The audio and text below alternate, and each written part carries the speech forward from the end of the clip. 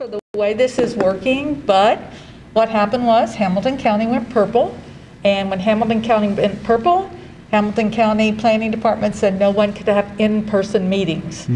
So Steve has agreed to try to Zoom in and do, Steve is our county planner, for those of you guys who don't know.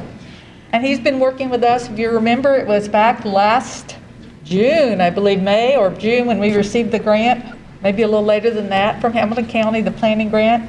And we've been working, I'm gonna take this off. We've been working, obviously since then on this process.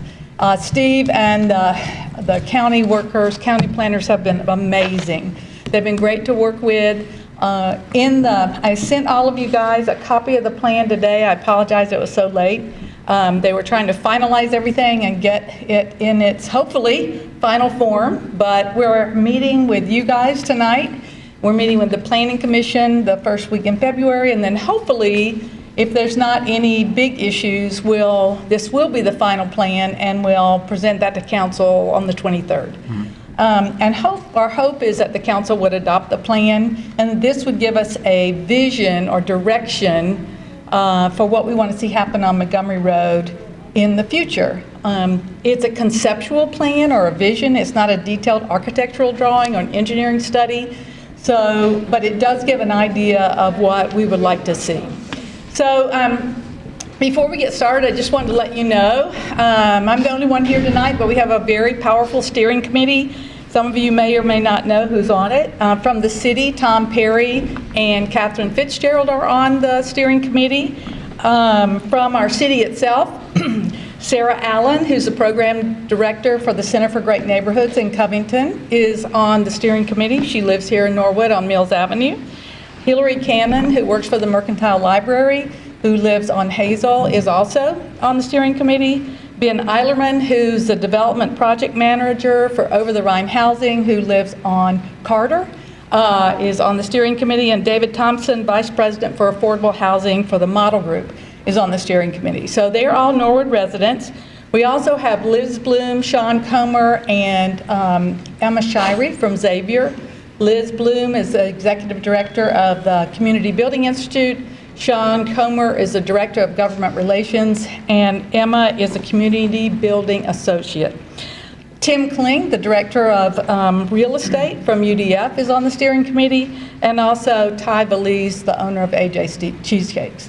So we wanted Ty to be on the committee to represent a small business owner in Norwood and to just give us some insight on how to reach small business owners to get them into some of the properties on Montgomery Road.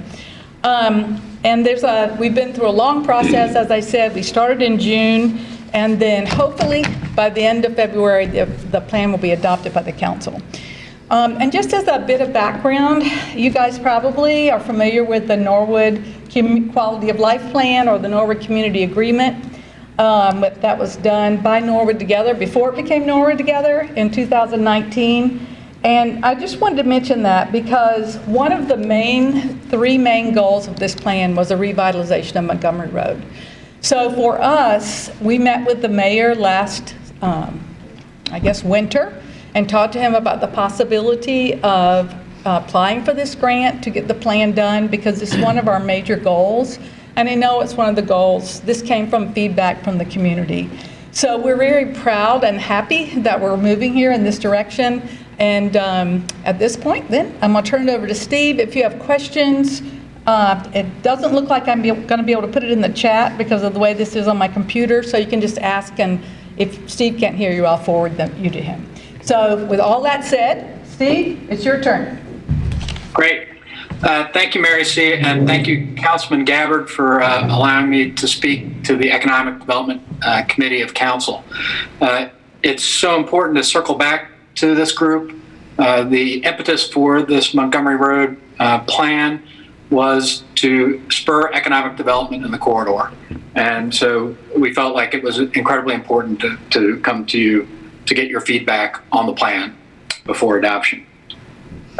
You're so lucky in Norwood to have such an active government, council, and citizens like Mary C. and the members of the steering committee.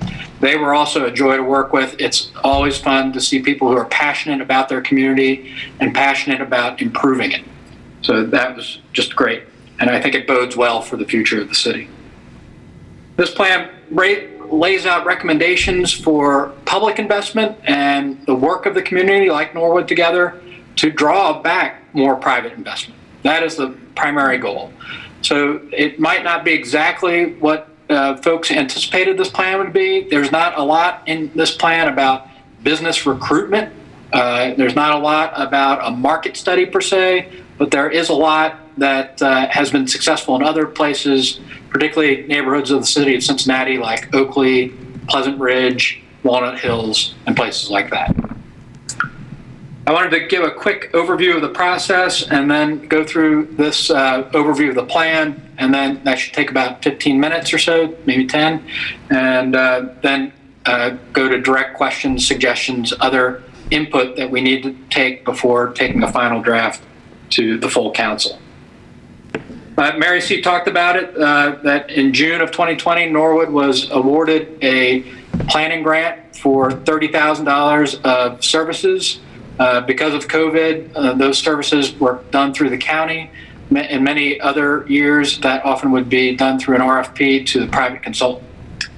In July and August, we held stakeholder interviews. Councilman Gabbard was one of those that we interviewed. There are other folks both with the city, with businesses, with outside developers, with large stakeholders like UDF and Xavier to understand what they'd like to see in the corridor. In September, the steering team reviewed the initial recommendations, and in October, they reviewed the final draft. In November, we had an open house right here in this room at the community center. And because of COVID, I think, and because there aren't too many, what I would say, controversial elements of the plan, we had very light attendance. I think we had maybe 20 or so representatives of the community there at that meeting. So we decided to try a virtual meeting in December where we had two different times, one in the late afternoon and one in the early evening. We probably had a total of about 35 folks participate in those virtual open houses. We've been spending the month of January refining the plan with some of the input from those open houses. And then, as Mary C. said, in February, we'll be looking forward to going to the Planning Commission and then to the full council for adoption. I'm going to attempt to share my screen with the PowerPoint that I have. Let's see if that works. Mary C., is that working? It is. Would someone want to, is the screen bothering you guys? Could you? It looks like it slipped or something. Is it bothering? If it's not bothering anyone, we'll leave it. I can see as long as the font doesn't get any smaller. You want to, should we pull this back onto this table, the actual projector? Oh, towards the table? That's probably a good idea. I understand what you're saying. I think if you push it towards the table, James, it might be a little bit bigger. Nope, it's getting smaller. That's the wrong direction. So I did tighten this and lift it up. Might be a little better. Okay. Too many cooks. We're all making it It do. is in focus as they can get. Yeah. All right. Okay, Steve, go for it. We'll do the best we can. I told them they could move if they wanted to. They couldn't see. So. Very good. Again, thank you for working with us in these strange circumstances. There are 5 key elements of this plan. One is to invest in areas with existing momentum. The second is to improve basic infrastructure. The third is to emphasize east-west pedestrian connections across Montgomery Road. To experiment, to activate what we call tactical urbanism in planning field. And finally, to create a strategic framework for development. What do we mean by invest in areas with existing momentum? Well, when we did our review of the corridor, we noted that from City Hall down to Victory Park, there's a lot of things going on. Clearly, with the new Fidelity Center, a lot of investment is going on from the private sector. We noted that the Anna's and the Bluebird restaurants are now being recreated. There's work being going on down at Victory Park. to refresh and fix it. So we saw that as a good opportunity. We think of the peanut butter metaphor with this. The corridor is about 1.5 miles long. If we try to invest evenly across the entire corridor, it will be just spreading a thin layer of peanut butter across the entire corridor and not really emphasizing any area. We want to look to places where the private sector is already engaged and the city already has assets, and turn up the volume there to make those exciting new places that will eventually spill over to the entire corridor. Some of the other areas that we think are already seeing investment are down at the Wasson Way. The library, the public library, is slated for investment from the library itself. The Hudson Avenue intersection down by the Fire Museum, and the UDF home office location. All of those locations are secondary locations that we think will have future investment. The next thing is to improve basic infrastructure. I don't think it's a secret that there's a lot of deferred maintenance along the Montgomery Road corridor. Basic improvements like updated signs, freshly painted poles could go a long way to sprucing up the corridor. This is particularly the case south of Monroe Avenue, where there hasn't been big suburban style redevelopment like that happened in the northern part of the corridor. I've got some slides that show what basic infrastructure improvement might look like. This is another community further up Montgomery Road, where you can see they have new, larger street signs, completely painted and freshly painted posts, pedestrian lighting, sidewalks that are clearly visible, trimmed trees and many trees, and many other amenities that make it a place for private investment and for pedestrians. Steve, are you trying? Yeah. Were you showing a picture there? Because we didn't get it. We just have your first slide up. Oh, really? Yeah. Aha. Let's try one more time.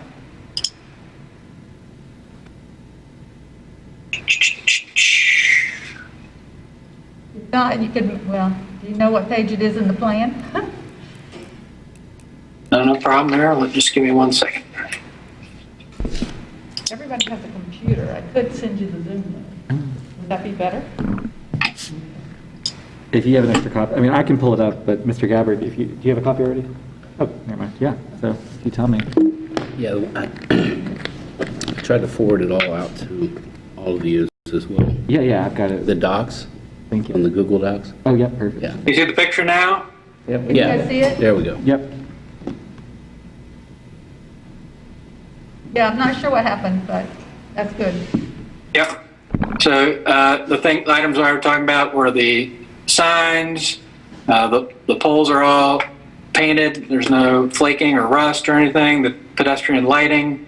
The trees are all trimmed, and if they got too big, they've been removed and replaced with appropriate sized trees. There's pedestrian amenities like this crosswalk that's clearly demarked. Just a lot of things going on there that are a little different than the current shape of the Montgomery Road corridor in Norwood. The other item is emphasizing east-west pedestrian connections. Here we are further up in the northern part of the corridor across from Victory Park. This area was widened and is the equivalent of 7 lanes across. When you add the median part and the parking on the sides, it just becomes a very difficult area to cross if you're a pedestrian, making Montgomery Road act as a boundary in the community rather than a place to bring people together. Finding ways to make pedestrian movement across the street easier and safer is a goal of the plan. Locations that have been designated for pedestrian improvements include Sherman Avenue, Mills Avenue, Ashland Wanda Avenue, Williams Avenue, the Hudson Ivanhoe Avenue intersection, and Wasson Way. Here's an example in another city where they used bump outs and striping of crosswalks to help pedestrians get across.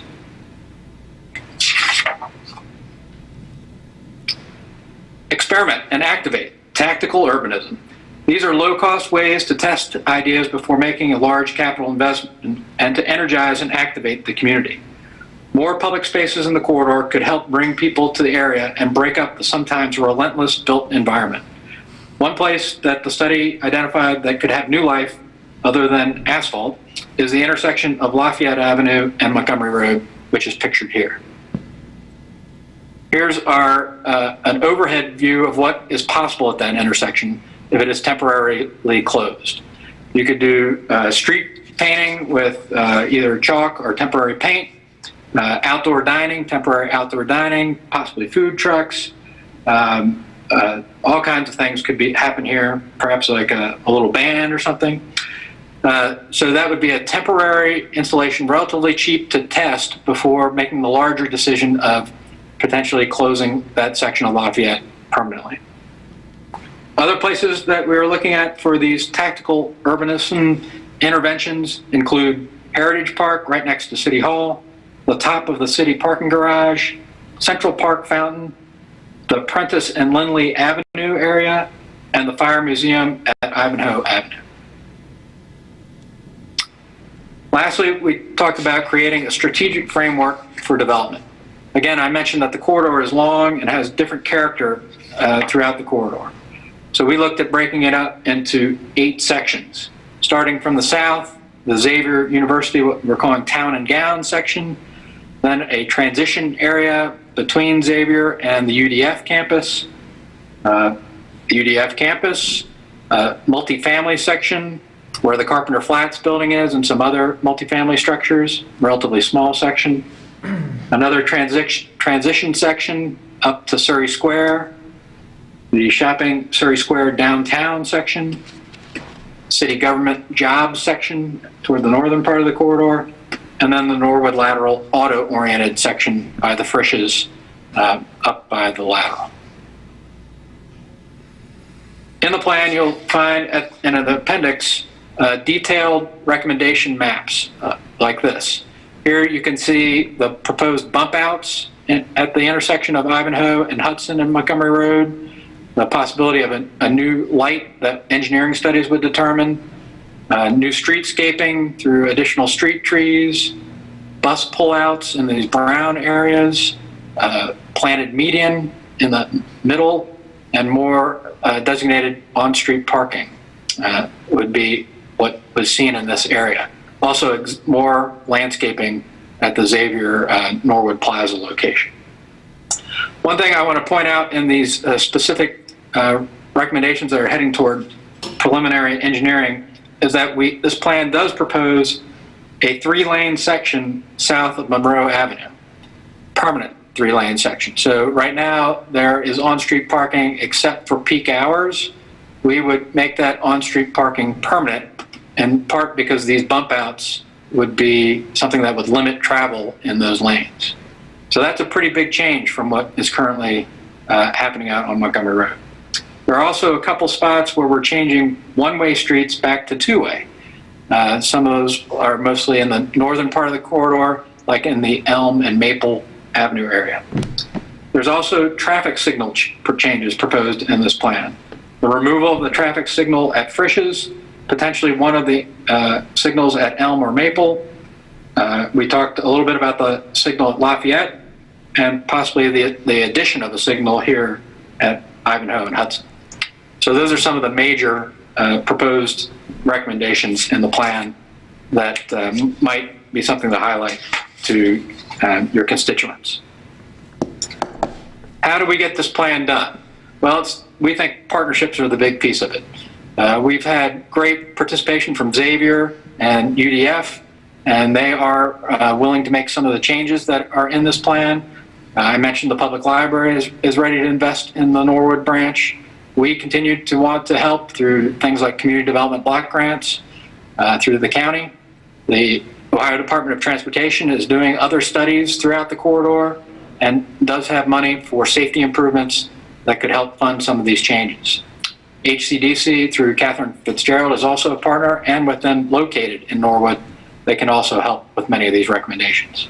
And finally, Metro is a big player along this corridor with 3 routes that go up and down Montgomery Road through this section. With the levy that was passed for Metro, they could also help with some of the improvements along the corridor. Mary C. let you know where we're going next. After this Economic Development Committee meeting, we have to go to the Planning Commission and then to the Council and then on to implementation. That's the end of my presentation. If there's any questions, I'd love to try to answer them now. Steve, can you take, yeah, there you go. Yes, sir. Yeah, I suppose when you come back to council, what I spoke to another member on the steering committee, it seemed like the aim was to get a resolution passed as the best way of our council's adoption of the plan. Did you want to agree, comment? Was that the end goal? Yes. Yeah. With that said, I think something that I think would be particularly interesting to some of the council members is how much safety is actually going to be an outcome from this. And I think even Stevie said it, there's little on direct investment incentive and more on if I make it really safe for folks, people will want to be there sort of mindset. And I don't know if that was that struck me, and I didn't know if you wanted to highlight that for folks at home even more, because it seemed like a huge kind of sell point rather for. I would say that and beautification, that really to try to improve the looks of Montgomery Road. But we talked about a lot of things, and Steve, you can comment on this too. Some people wanted bike lanes, but when we tried to put bike lanes in, it just felt like it was going to be like a bike lane on this block and a bike lane on this block. And so when we talked about it, the comment that was made in the steering committee was, we really don't need bike lanes on Montgomery Road. We need safe ways to get across Montgomery Road. That I would never send my kids on their bikes to Wasson Way by themselves across Montgomery Road, this person said. And so it was the crossing that was the problem, right? Crossing Montgomery Road. So that's why there's a lot of emphasis on the bump outs, the crosswalks being maintained and replaced, things like that, because that was a big issue, especially because they want to get there and they want to use Victory Park. I mean, they want to use the park, they want to get to the library, they want to get to Wasson Way, sure, and don't feel like it's safe at this point in time. So, Steve, did you want to comment on that? We lost it again, Eric. Steve, did you want to comment on safety? Can you hear me? Hopefully it didn't.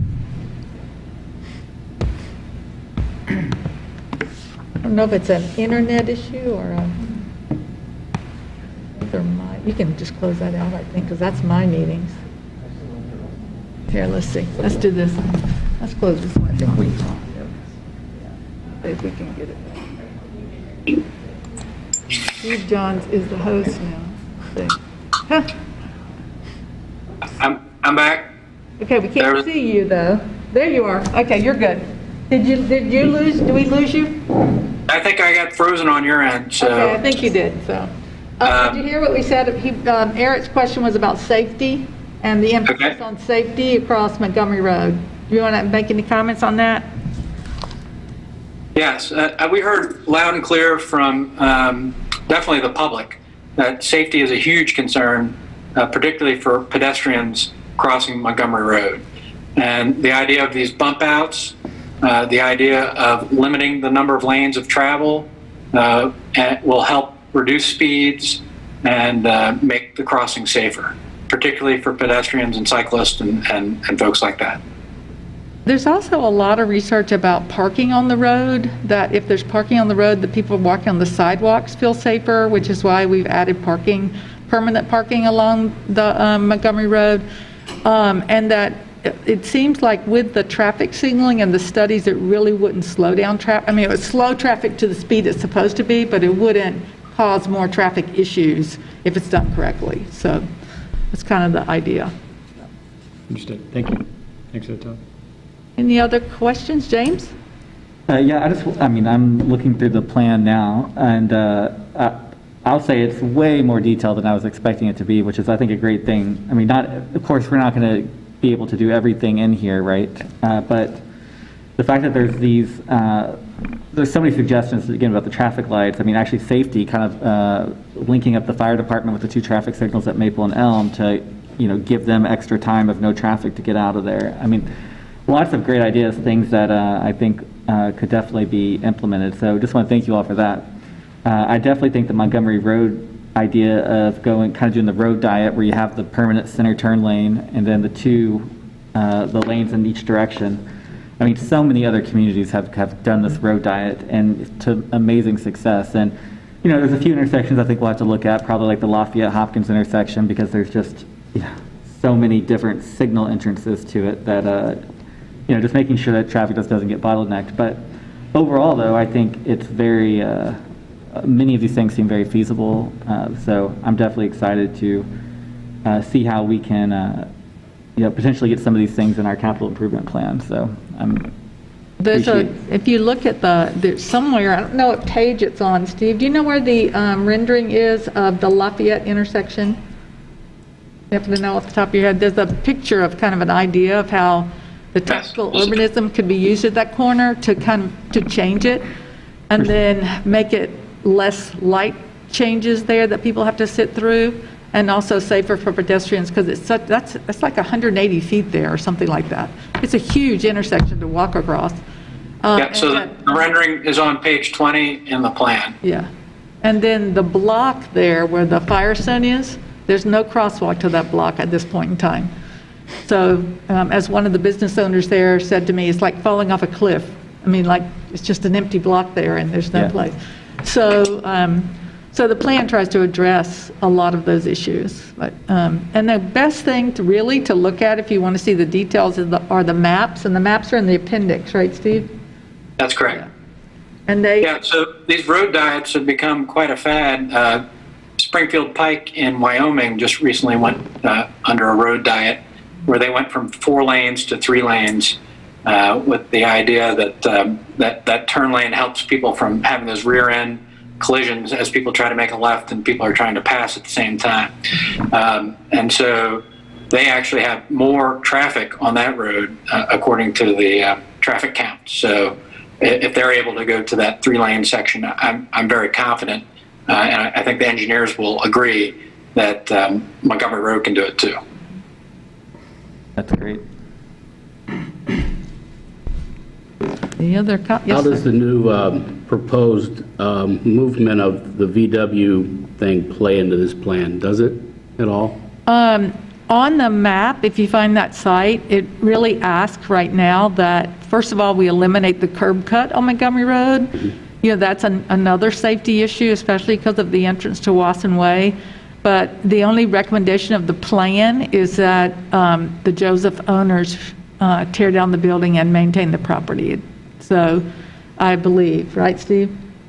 That the only about the Joseph property is the curb cut, and that they demolish that building and maintain the property in some way, clean up the property. That's correct. So we have a section called Remove Eyesores, and we feel like that Norfolk Southern, the former building that is on that site, is one of those eyesores that looks abandoned and needs to be removed as soon as possible.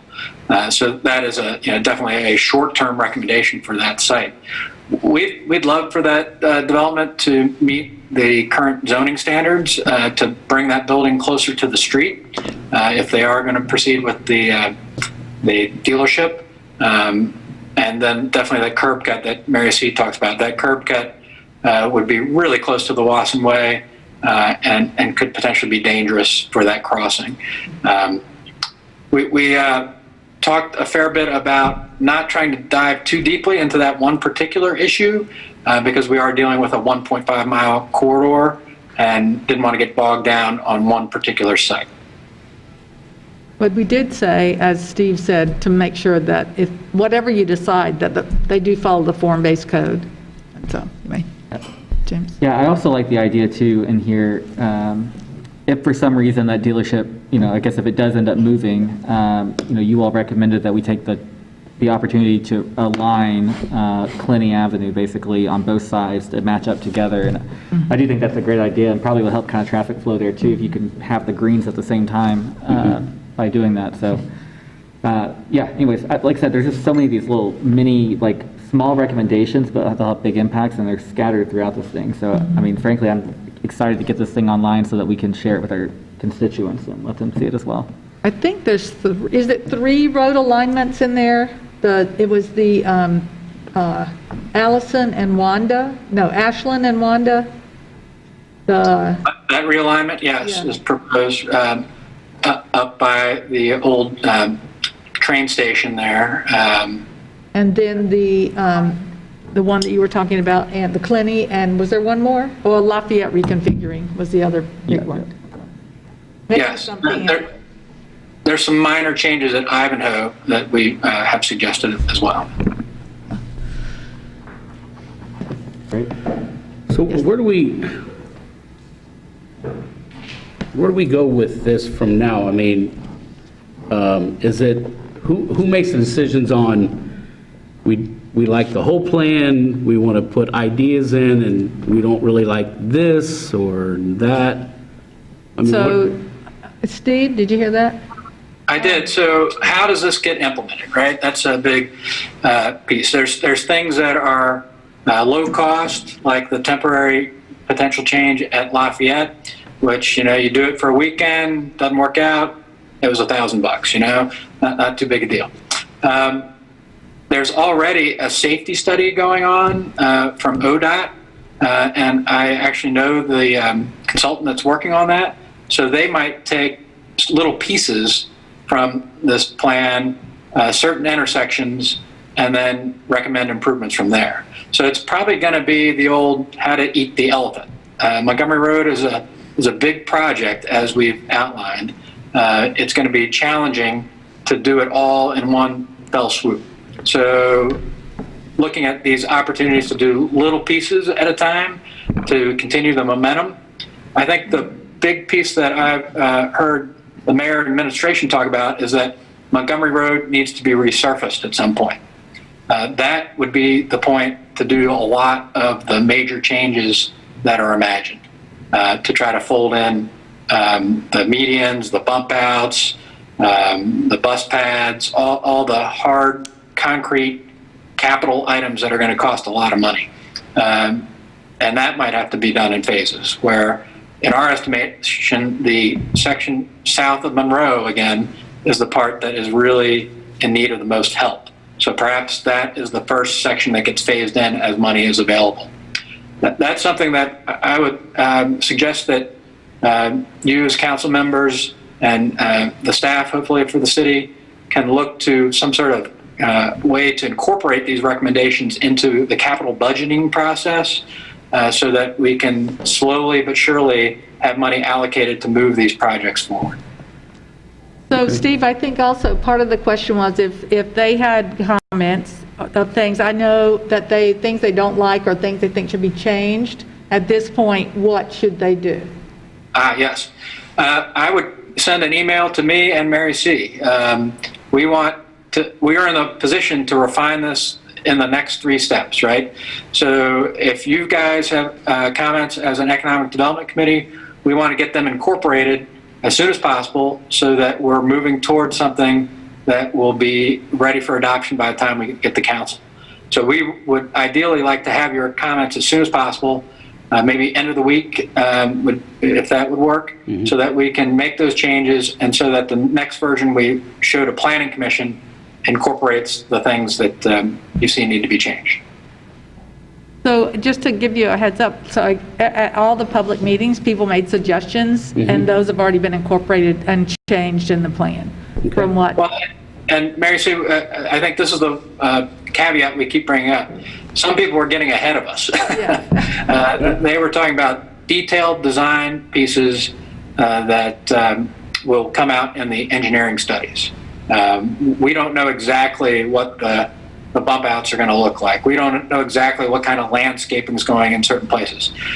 So this is something planners get accused of. We kind of plan to say, let's do some more planning, right? So for instance, at Victory Park, we realized that it would be ideal to hire a landscape architect to do a full-blown master plan for that site.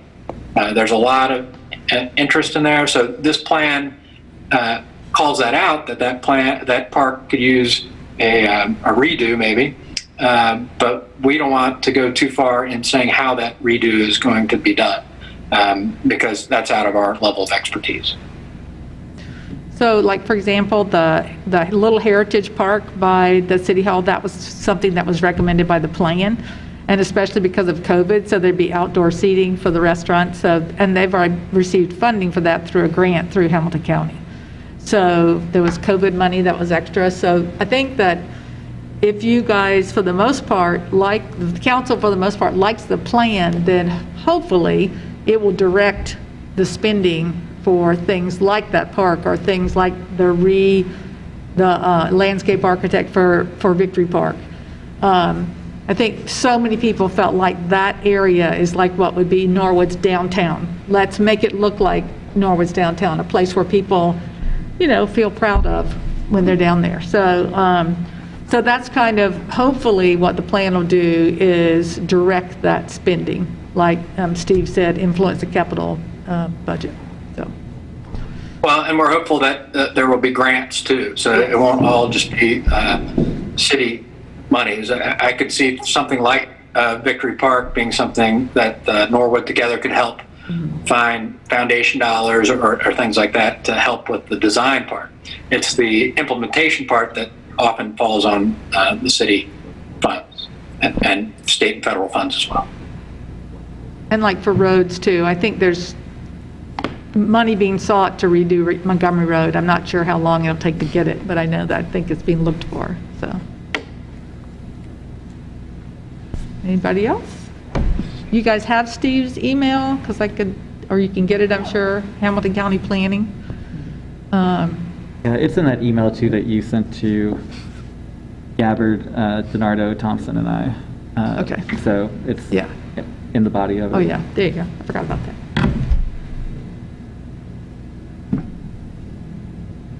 Anything else?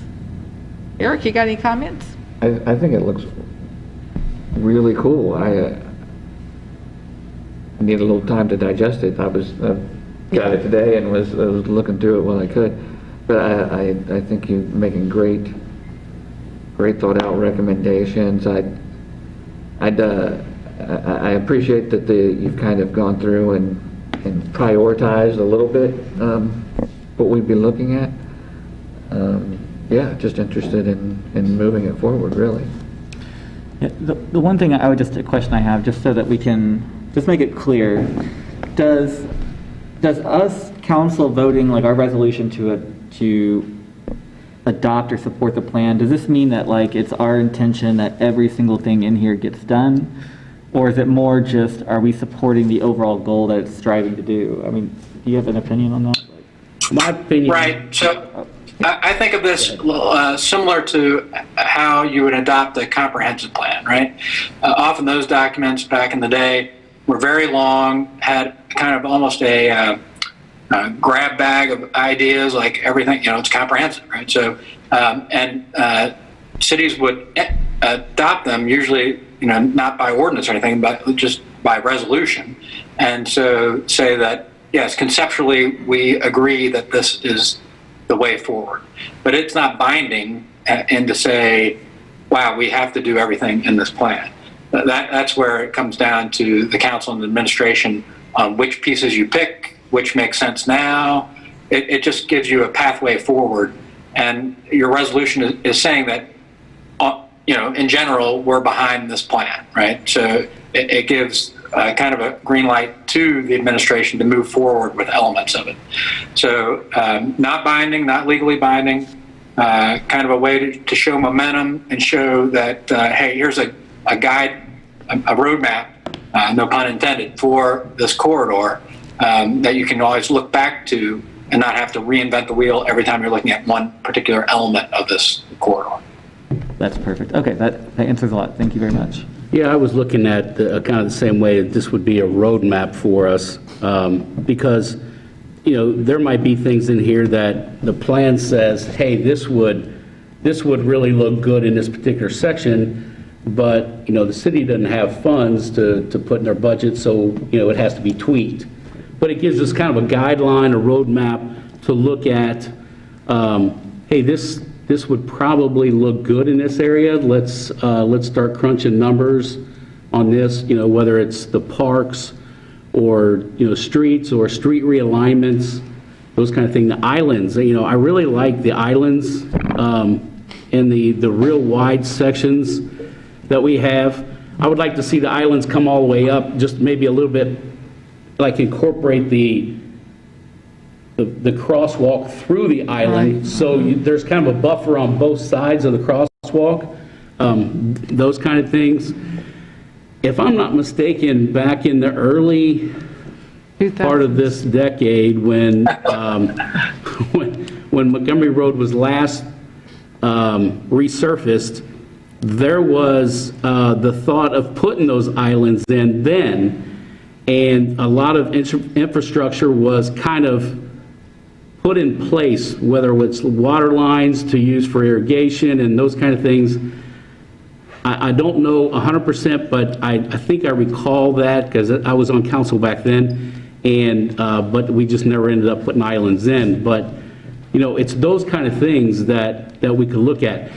One of the things I'm not real big on is I think you're in the recommendation was to change Mills to back to a two-way. I wouldn't be in favor of that at all. I like Mills just being a one-way next to the park there.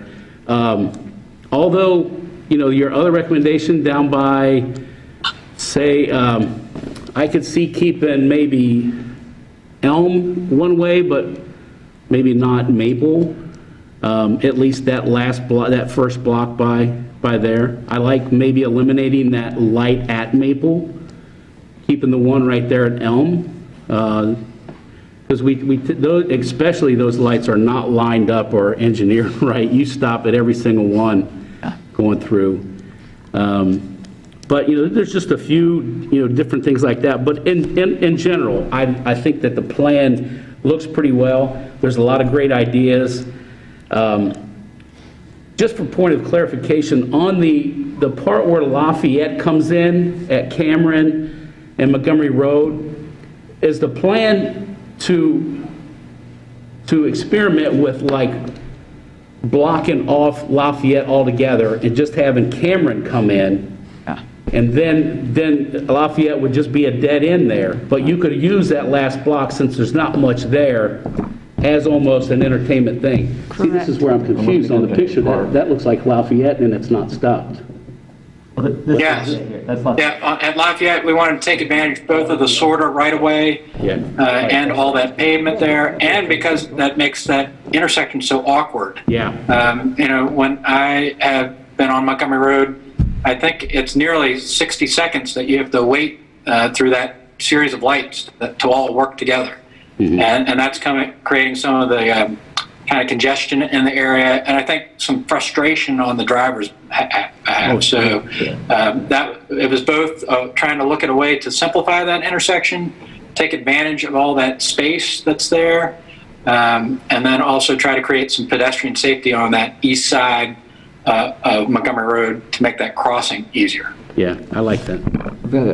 And to the point of how does council take this and move forward? I think a big piece would be looking for you to help prioritize this.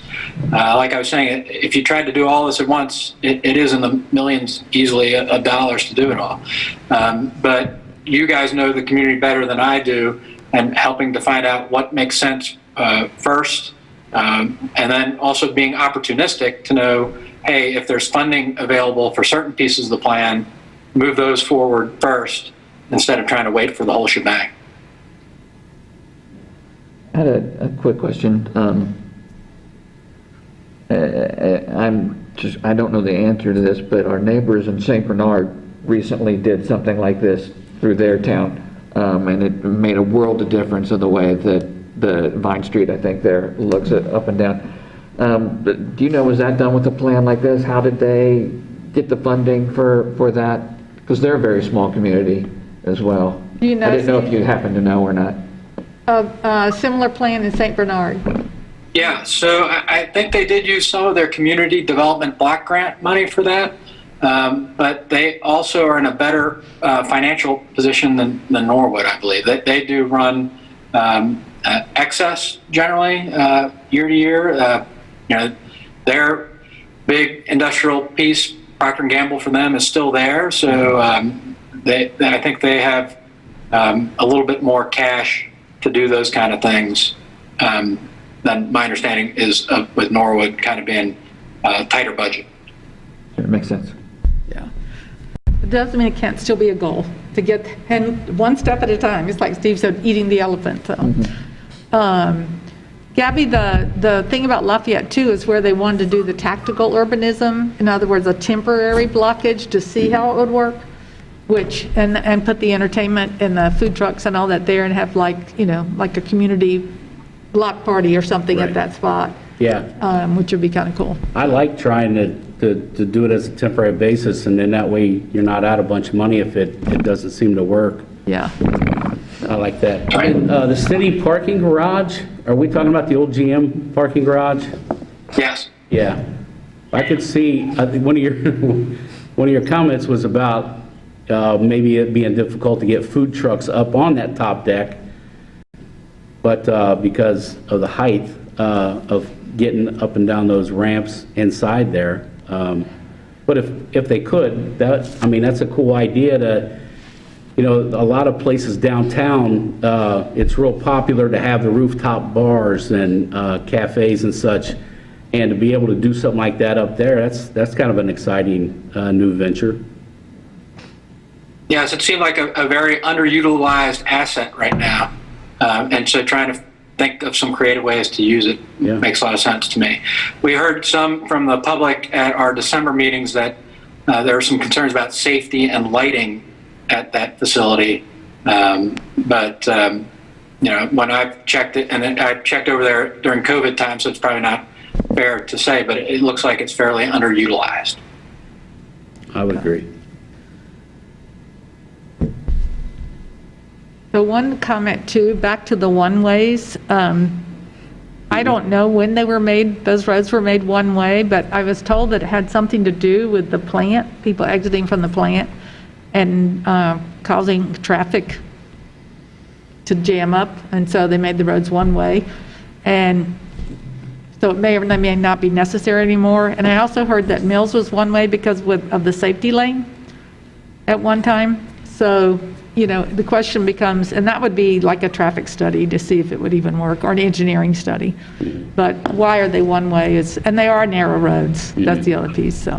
Yeah, and the thing about the Mills the Mills, I do think there's opportunity there because it's going to, by making it two-way, even if you do it just to Walter, it could open up additional uses for the safety lane because to make it easier to get to. So like I've heard there's a couple of groups out there that might want to redevelop it one day. So having it two-way could just make it easier again just for people to get to it. Not that that's a necessary thing, but if the traffic study works, there's a potential I see that might benefit the traffic flow to get to it.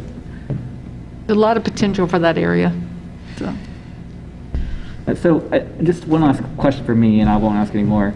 Let's say that I'm so glad that we have what we have here, and if there's modifications, that's great. But what if we want to take it to the next part of Montgomery Road, right? I know that I don't know if we'll get necessarily a grant to do that, but can the city, does Hamilton County Planning, can the city contract with Hamilton County Planning to do one? Maybe it probably wouldn't be as extensive because it's a little bit less dense up there, but if we wanted to do the next part, is that something that we could do if that's kind of the intention? So Steve, did you hear that question? So going north of the lateral and doing the rest of the corridor? And could they contract with Hamilton County to do that? Yes, we do contract with jurisdictions to do this kind of work. There are a lot of good consultants out there that could also do this kind of work. I would say we're a little slower maybe than some of the consultants out there because they're on to the next project. But the benefit is that we're not going away, right? We're here, and we're always going to be interested in doing work in Norwood, being one of our largest cities in the county. So yes, the answer is yes. We would be interested and available to discuss that. And in fact, there will be another round of mini grants coming up. So potentially that could even be funded. Yeah, that might be something really to look at. I would say kind of anecdotally, don't hold me to this 100%, but a lot of county staff is very excited about the new energy in Norwood, and we have been looking at Norwood for a long time and really are wanting to help in whatever way we can. Yeah, I just think that, I mean, I think this is awesome. I think that there's going to be things that we can really implement now. I just want to continue the momentum too, because I think having the same kind of plan for north of the lateral is going to give us then that blueprint to be able to do investment up there as well. It's going to look different. It's not going to be the same, of course. There's a lot more multifamily. You've got some more big institutions up there. But I think there's a lot of opportunity as well. So, yeah, thank you for that answer. I'll be following up. And if we did use the county, there'd be consistency. Oh, yeah, that's great. Because of this part, you'd want it to be consistent with what we're hoping to do, that area as well. So, thank you. this was the long amount, though. I mean, this was the long corridor to do the redevelopment plan for, so. Oh, yeah.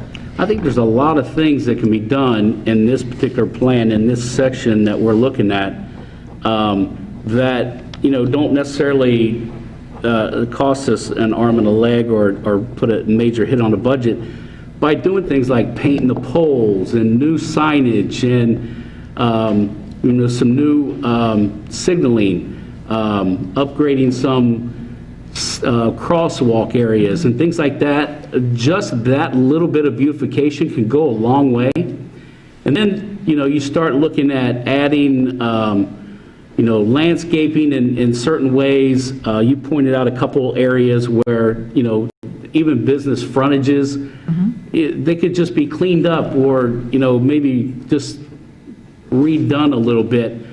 Not much, but just a little bit would go a whole long way in really beautifying that whole corridor. So there's a lot of things that can be done like that, that aren't going to, put a major hit to our budget.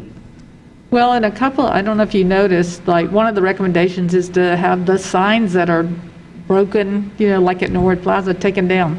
Yeah. The sign at the Quality Inn, taken down.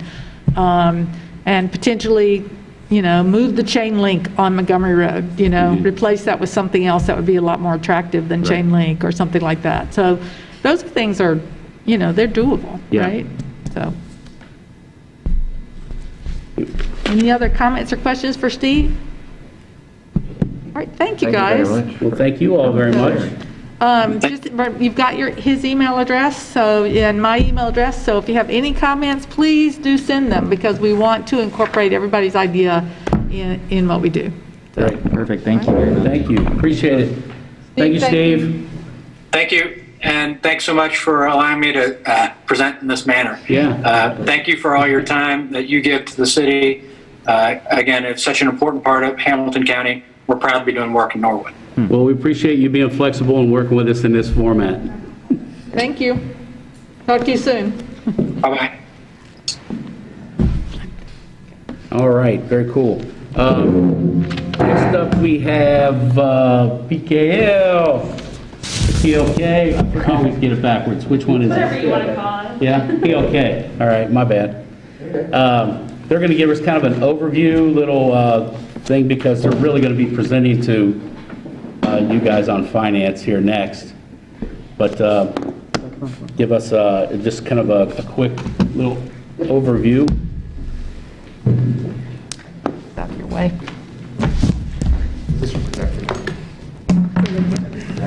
Yeah.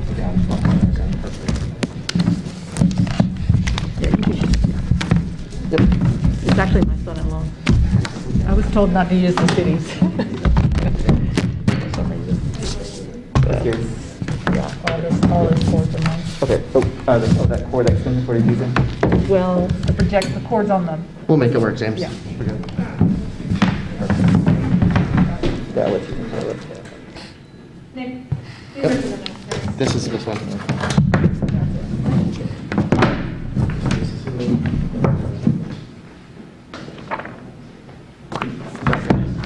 How are you?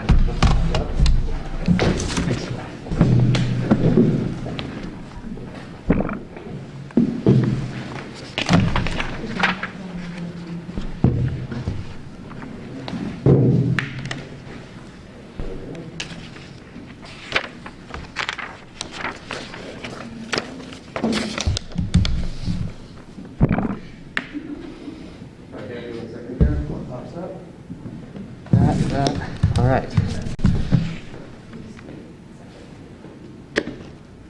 Perfect.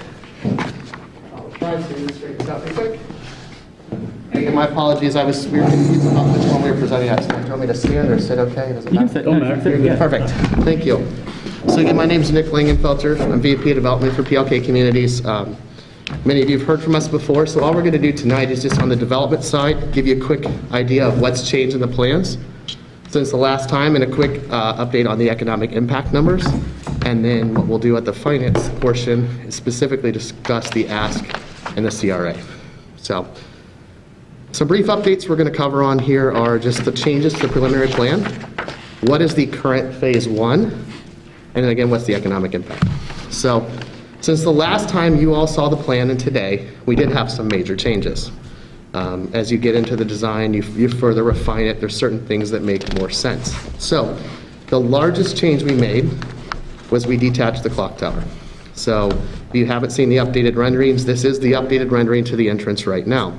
That clock tower is actually an independent structure and will remain independent. We have a separate building behind it and they're no longer attached given the differences in floor heights and a lot of structural issues there. So we also restored the turnaround so that Park Avenue has that turnaround that was always historically there. We're looking to recreate some type of water feature at the entrance that had always historically been at the site and just give it that nice grand feel as you're coming in. Finally, our original plans called for the brewery and tap room to be at the front of the property. That has now moved to the center. And the reason why is it makes a lot more sense to have that be the central hub of what the development is versus just having the front and then nobody comes to the back of the project. There's a significant amount of investment going to the back, office going to the back, and we want everything to be centrally located so that we have one retail hub versus two kind of spheres of retail throughout the development. The second thing is you can kind of see here, we've shadowed in where the office buildings are. We have a larger mixed-use building now on the park. So we moved the family park to the rear. Originally, the family park was actually behind the factory, and I'll show you why we did that in a bit, but it just kind of felt like an afterthought. So now the family park sits up here in the middle, and we've got some splash pads and other things like that as well for families.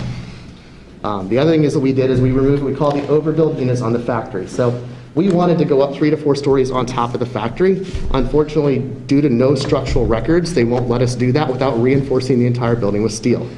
The building is already very expensive to restore, even into a garage. But we will be doing some lofted units on the 4th floor. So this 4th floor rooms go from 17 feet to 22 feet in the center. So we'll be able to have lofted units on the 4th floor that look down onto the park and the other areas. And there'll be some very nice units, so some of the highest end on the whole development, but we won't be able to build actually on top of the property. So, well, like I say, one of the big changes here is we originally planned 16 townhomes in the middle.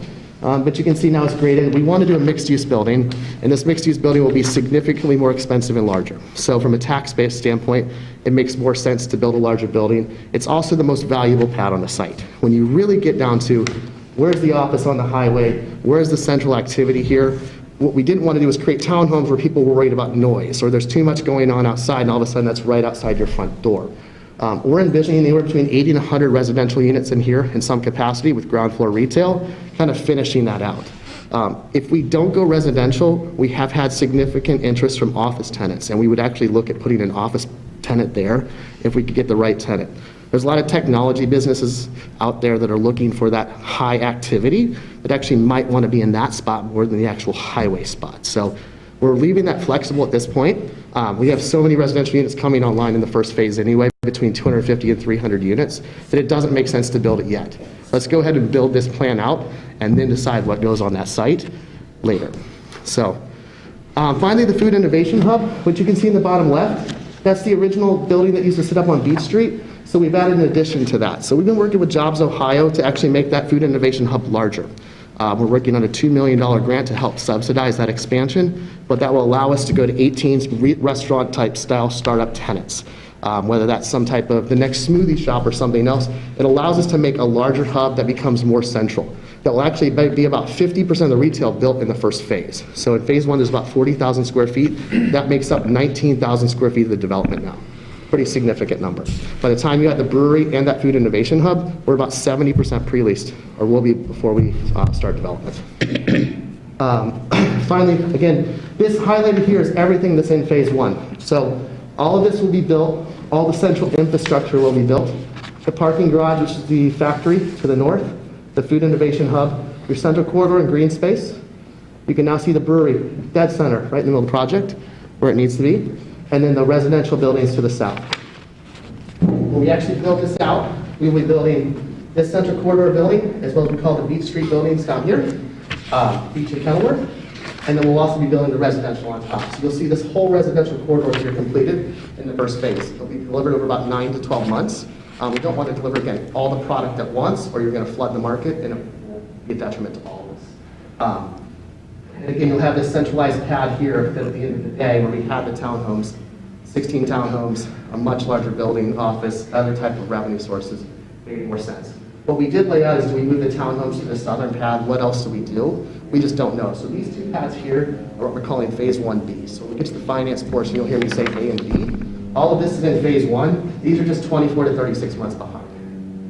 And again, the food innovation hub. So what I talked about here was, we are working on how do we get a bike trail extension. I know that we're looking at some other options, some of the stuff that you guys are doing. Is there a way that we can kind of create a spur down to this point? So what we have committed to do is actually build an extension all the way to the property, then down to the lower bridge. We're building it anyway, we might as well make it accessible, and then if we ever do get the extension, it's already there. What we will do across here, this is the dog park to the north, and then you actually have bike trail bike storage. So outdoor bike storage here, indoor bike storage on those two, and resident bike storage as well in that building. So we try to make sure we have pedestrian connectivity. When we did our traffic studies, and we did a pretty significant one, was brought up to us was actually the internal traffic is more than the external traffic. So when you start thinking about that, you know, you have a couple hundred residents here at minimum. At some point, they're saying 500 to 700 residents could live here, up to 400 employees could work here. The internal traffic to all your retail and as well, just to even walk to lunch, is actually greater than some of the other traffic. So what we've done is we actually have 6 crosswalks just across the main street. How do we do that? You see the curb extensions or the bump outs, as they refer to them. So we've tried to make sure this is as pedestrian friendly internally as well as to the neighborhood when we do it. So some brief high level numbers. Jobs Ohio helped us create these, so I apologize if they look off. It's not usually what I would do is estimate the jobs. We're estimating about phase 1 construction jobs, about 180 full-time jobs. Just so you all are aware too, we're working with the Port Authority, as many of you know. As part of that, we target a 72% inclusion. What that means is we will target 72% of all of our contracts to WBE, MBE, and SBE related entities. So priority is given to those entities, and ultimately it's a competitive bid process, but we'll do special things like for minority business, we might go advertise in a certain newspaper. We might make sure that we're bringing in other opportunities, that we're spreading those around to all groups within Norwood.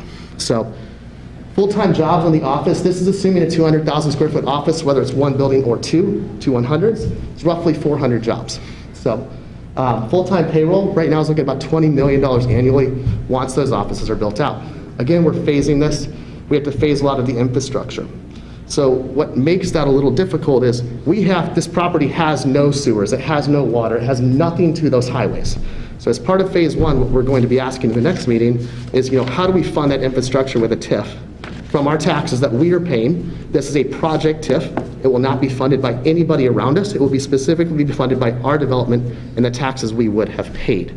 But again, we have to build that out or we won't have any office pads and office jobs to bring in. So then part-time jobs. This is almost purely the Food Innovation Hub. It's about 100 to 120 jobs. And we're anticipating another 50 to 75 in addition to that on the ancillary retail that will come. Annual retail sales is estimated for phase 1, so this is roughly that 30 to 40,000 square feet at $12 to $15 million a year. So some pretty significant sales numbers there. So with that, I will take questions. Yeah, you want Mr. George? Go good. Thank you very much. Okay, so I was just curious, what do you plan on, so we've got the future office footprint. What is your intention to happen there in the meantime? Like what happens with it? Is that just a grassy area right now? So right now, about 2/3 of that's paved. So during construction, that's our laydown site. So it's pretty expensive to build a laydown site. We have to have a lot of material stored. So during the construction period, we're going to leave the asphalt parking lot that's there. It's to be determined what we will do afterwards. Do we just leave it as some surface space? We're going to have to deal with some detention as well. So we have some underground detention. A lot of it's contained in the park, and then some of it will be contained up in that area. And then as the office building comes online, because we don't know what that is. So what I will say is we've broken this up into 2 phases on purpose. A large corporate tenant comes in and wants an office garage, parking garage, everything else. This is exempt from any type of TIF there. So what that'll do is maybe they need to make their detention different. So we're trying to leave that space flexible because we don't want to build it out and all of a sudden you've got not enough capacity for a potential tenant that might be coming in. So for the most part, it will be detention, and we'll probably just leave the surface lot there unless it's too bad. Gotcha. Yeah, that's really the question. So my concern, I mean, so when you say surface lot, so then would that be tenants that would that be people that would be living in some of those residential units that No. potentially be parking there? No.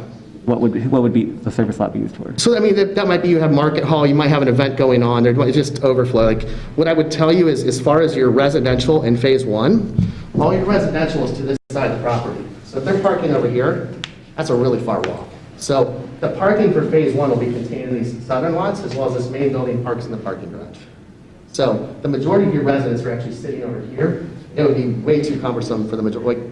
They probably won't walk that distance. We have a typical travel distance that a resident would walk that we usually use as a calculation. Gotcha. So I mean, my concern would be though that, so hopefully we can maybe work something into this final thing just to make sure that this doesn't happen. I don't want to see any of that extra space there used at parking for any kind of permanent parking for the other areas, because I don't want PLK to get comfortable with that and then potentially not have as much of an incentive to get that developed in the office, because you're losing parking that residents are currently using in your earlier phases. To that, what I can tell you is, phase 1 is a break-even proposition. The money on this development is made in phase 2 because the amount of infrastructure we have to put in. We're putting in almost $20 million in infrastructure, of which we'll hear about the TIF ask later. The TIF ask can't even cover half of it. So as a company, if we don't get to those pads, we basically don't make any money. Now, yes, we'll break even, but like I say, it's break even. The majority of the value is in that future phase of land, but we have to develop the site to get to that future land. So it would not be in our best financial interest to leave that as a parking lot. Okay. For now. Thank you. So where is the people that come to the brewery and to the market, the food, the innovation market? Are they going to be in the parking garage? In the garage, yeah. I'm trying to see if I got a different angle on this one, guys, but I don't. I apologize. No, you're so the garage itself Yeah. is 4 stories. So your first 3 stories fit about 100 to 122 cars per floor. The main building on the park is 119 units, the majority of which are ones. So you don't have a ton of parking there. You are going to have some, but the majority of the first floor is going to be all public parking. So you're probably first floor and second half of your second floor, 150 to 175 public spaces.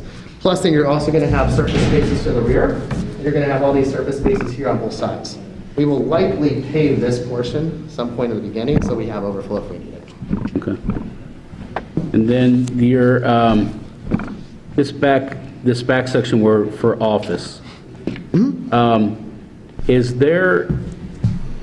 I guess I'm a little. I look at this both ways. Number one, if you have the offices buildings like you have it, and then the parking towards the expressway, that gives a buffer to everything. But then I would think that office space would want to be out there on the edge with a lot of view from the highway. I don't think you're going to lose that visibility. And the reason why I say that is a couple things. Typically, your office tenants want to be closer to the action. So yes, you have your signage at the top of your building that you would probably see from the highway, but the majority of your tenants actually want to be able to walk to lunch next door. So do you want to walk across the parking lot, or do you want it to have more of that boulevard city feel? These are flexible placeholders, but we do believe that the majority of these tenants are going to want to be on that main street as long as they have the highway signage that's there. Yeah. I kind of lean that way. Plus, those buildings itself give a buffer to the highway, and then make everything look like we originally talked about, was the opposite of what's going on the other side of the highway, where the parking lot's in the middle, everything else is on the outskirts. This, everything's on the outskirts, and the parking lot is all around the outway. So I like that. Correct, and what you call them is A streets. So what we mean by that is a primary street as you're driving by. So if you're coming down Park Avenue or Beach Street, you want to make sure you can actually see that office building. So if that office building is pushed off the street, you're not fronting the building from the road. Also, if you look at the hotel or potential hotels, office or hotel in the southern portion, hotels are going to make sure their flag is visible from a main street. You may be able to see it from the highway, but if I can't look down the road and see it when I'm driving by, people are going to miss it. Cool. I like that the whole central part of this is entertainment, it's, you know, park, there's just a lot of activity. Where's your Christmas tree going to go where I'm going to be? So we've got two different spots we've looked at for it, probably on the central green. We have a big fire pit. You can kind of see it's a round circle right now. There's a big fire pit that'll be up in that way. I would spiral light the smokestack. Yeah, right, there's the smokestack, look. Yeah. Yep. Yes, sir. When's construction going to start on phase 1? So right now, we need to finish up the TIF document. So once we get the TIF agreement negotiated, it then goes to the schools. Then it'll probably take 30 to 45 days to finish that, and then 30 days to market. We wanted to be starting in early March. It's probably looking like mid-April right now, based on whatever the issuance timing is. And it being The first realistic. half of this year. Yeah, we were spending 3 to 4 hours a day in budget meetings. I mean, we're on our third round of construction numbers since January 3rd right now. So we're pushing through pretty hard every day. So can you talk about, I mean, the major aspect of this is the clock tower. When you first came to us, it sounded like you were going to try to put like some kind of a glass elevator or something to the north of the clock tower or something like that. This, I don't see that here. It almost looks like there's a structure internal. Can you talk So about right that? now, we're working through a few different options here to figure out what we can do. So what we're into the clock tower is ADA accessibility and how we do that. So we are looking at, do we add a clock tower to the north? Right now, it's showing it, is it internal? So we're exploring, can we do it inside the existing structure? You mean like an elevator, you mean? An elevator inside, or do you move it outside? So right now, it shows it inside, but there is potential it could move to this northern side here. Honestly, if it was up to me, I would do stairs in the mechanism only because the mechanism is the original historic mechanism of the clock. By putting in an elevator on the inside, you potentially could lose it. But we are struggling with the whole, we want it to be ADA accessible, but in order to do that, how do we do that? How do we put an elevator on without ruining the historical exterior? That is something that we are juggling every day right now, but right now this shows it on the inside. I will tell you to put it on the inside is about another $1.5 million. Yeah, I mean, to me, it seems like the most logical thing, if it can work, is to put it on the outside, because then you have more space on the inside for people to actually stand up. I mean, it's not that much space already, so put an elevator in the center of that. It's going to be cramped. It's 400 square feet right now. Yeah, and then I guess you all need to work with the fire department about, evacuation type issues and things. Yeah, we have to have 2 sets of stairs on the inside as well. So you have to have, basically an emergency access from both points. And that's kind of what we're working with. So we know we could cut the concrete if we needed to on every floor, but as you said, how much observation deck do you really have at the end of the day? We've explored, like, how do they do the stuff at the sea, I'm blanking on it right now, but lighthouses, things like that. Like, how do you do these historical structures in a historical context? I just don't have that answer for you at the moment. If it goes on the outside, it will be on the side towards the parking garage. Good, okay, and that makes sense from a visibility standpoint. Yeah, it just seems, I'm hoping to me, that's how it turns out. I feel like that's going to be the most logical way to do it at the end, even though it does kind of, hurt the view, but I think it provides the most access. The clock faces, so, of course, the thing that's in there, it's not working today. Is there any chance that whatever we do, that we're able to get those clocks in a functioning position? Yes, that's the goal. We're working with Verdon Bell on that right now. Okay. So we have a couple of different options. If we kept the mechanism as it sits, what they would do is restore the existing historical, like the drum that spins. I'm not a clock person, so I apologize if I use the wrong terms. And they would put a new machine on top, basically, that would allow them all to turn. But if we put the elevator inside, or we have to put the elevator, that goes away, and then you would do something on the back of the clock faces. So our goal is to restore the clock faces, have them lit up, and have them working. And are you saying the fire department saying you have to have 2 different staircases to the top of that thing, or just you're saying 2 inside the building overall? OBC requires 2 separate forms of egress, and then ADA requires the elevator. So, yeah, I don't understand what the purpose of having 2 sets of stairs up there would be. Are there ways that you all can appeal it if it doesn't make sense? We're working every option we can. Okay. Well, yeah, it's fine. Sets of stairs are about $300,000 to $400,000 a set. Sure. So, it all adds up. So how do we get this thing to be functional, to get people up there as economically as possible, understanding that there's not a ton of proceeds to cover it, so how do we get What there? does Summit Park do? I'm sorry? What does Summit Park do? They've got one. This brand is new construction, so it's different. So what we're running into is if we left it as historic, but becomes an observation deck, it becomes a change of use. So under change of use, you must bring it to current code and follow and comply with ADA. So, which we understand. We're working through what our options there at the moment. But I will tell you, I mean, we talked about it for half hour, 45 minutes today, like how are we going to address this? What are we going to do on costs? And we're looking at all our options to make it, the clock restoration inside is very economical compared to the rest of the project. Yeah, I mean, it's not a lot to restore. I mean, it's a lot, but don't get me wrong. But in the grand scheme of what the development is, it's minuscule. Yeah. Yeah, and Summit Park has one staircase. It's a pretty wide staircase, but one staircase that's open all the time. I'd imagine this would not be, that the staircase that you The all width put is in- the issue. Yeah, I imagine your all staircase would just be for emergency exit only, and that the elevator would be the primary use. So, do you mind if we go to a different Sure. topic? Okay, yeah, so the brewery, do you all have something signed with somebody to fill that space? You don't have to announce a name, but do you have somebody that's going to fill it? We got the final costs about a week ago. We're working on the rent numbers to get them a letter of intent to execute. So you all feel pretty confident that you have that's, We have 3 people that have been asking us for the space, all of which you would know, all are very reputable and well-backed. But we have one group in particular we would like to use. and then what happens, okay, so the clock tower building, it looks like there's another building that's built out directly to the east of it. I guess maybe retail, is there a retail space there or some kind of? Correct, that'll be future retail, it's a pad. Okay, so that likely won't be built in phase one, you're saying? That is in phase 1, it will not be built until there's a tenant. Okay. Good. And then the pool, that's for the apartment residential. So how does that separate with like the parts that are more public that other people can use? So there's a fence around it. You actually have your amenity space inside this building and it's fenced in. Okay. And there's actually, it's a high fence. It's like a 6-foot privacy fence. You don't want people necessarily seeing her out. It'll be well landscaped, but yeah, it's part of the central area. Sounds good. All the amenities we built had to be accessed by all the residents, no matter where they were on the site. So we tried to centralize them. Cool. Thank you. My only question is, how'd you come up with Factory 52? Oh, months. When we did the original survey, we had quite a few hundred names submitted. That one was submitted a lot. Our team liked it a lot too. So a couple things. Cincinnati, or the whole region as a whole, doesn't have any factory districts.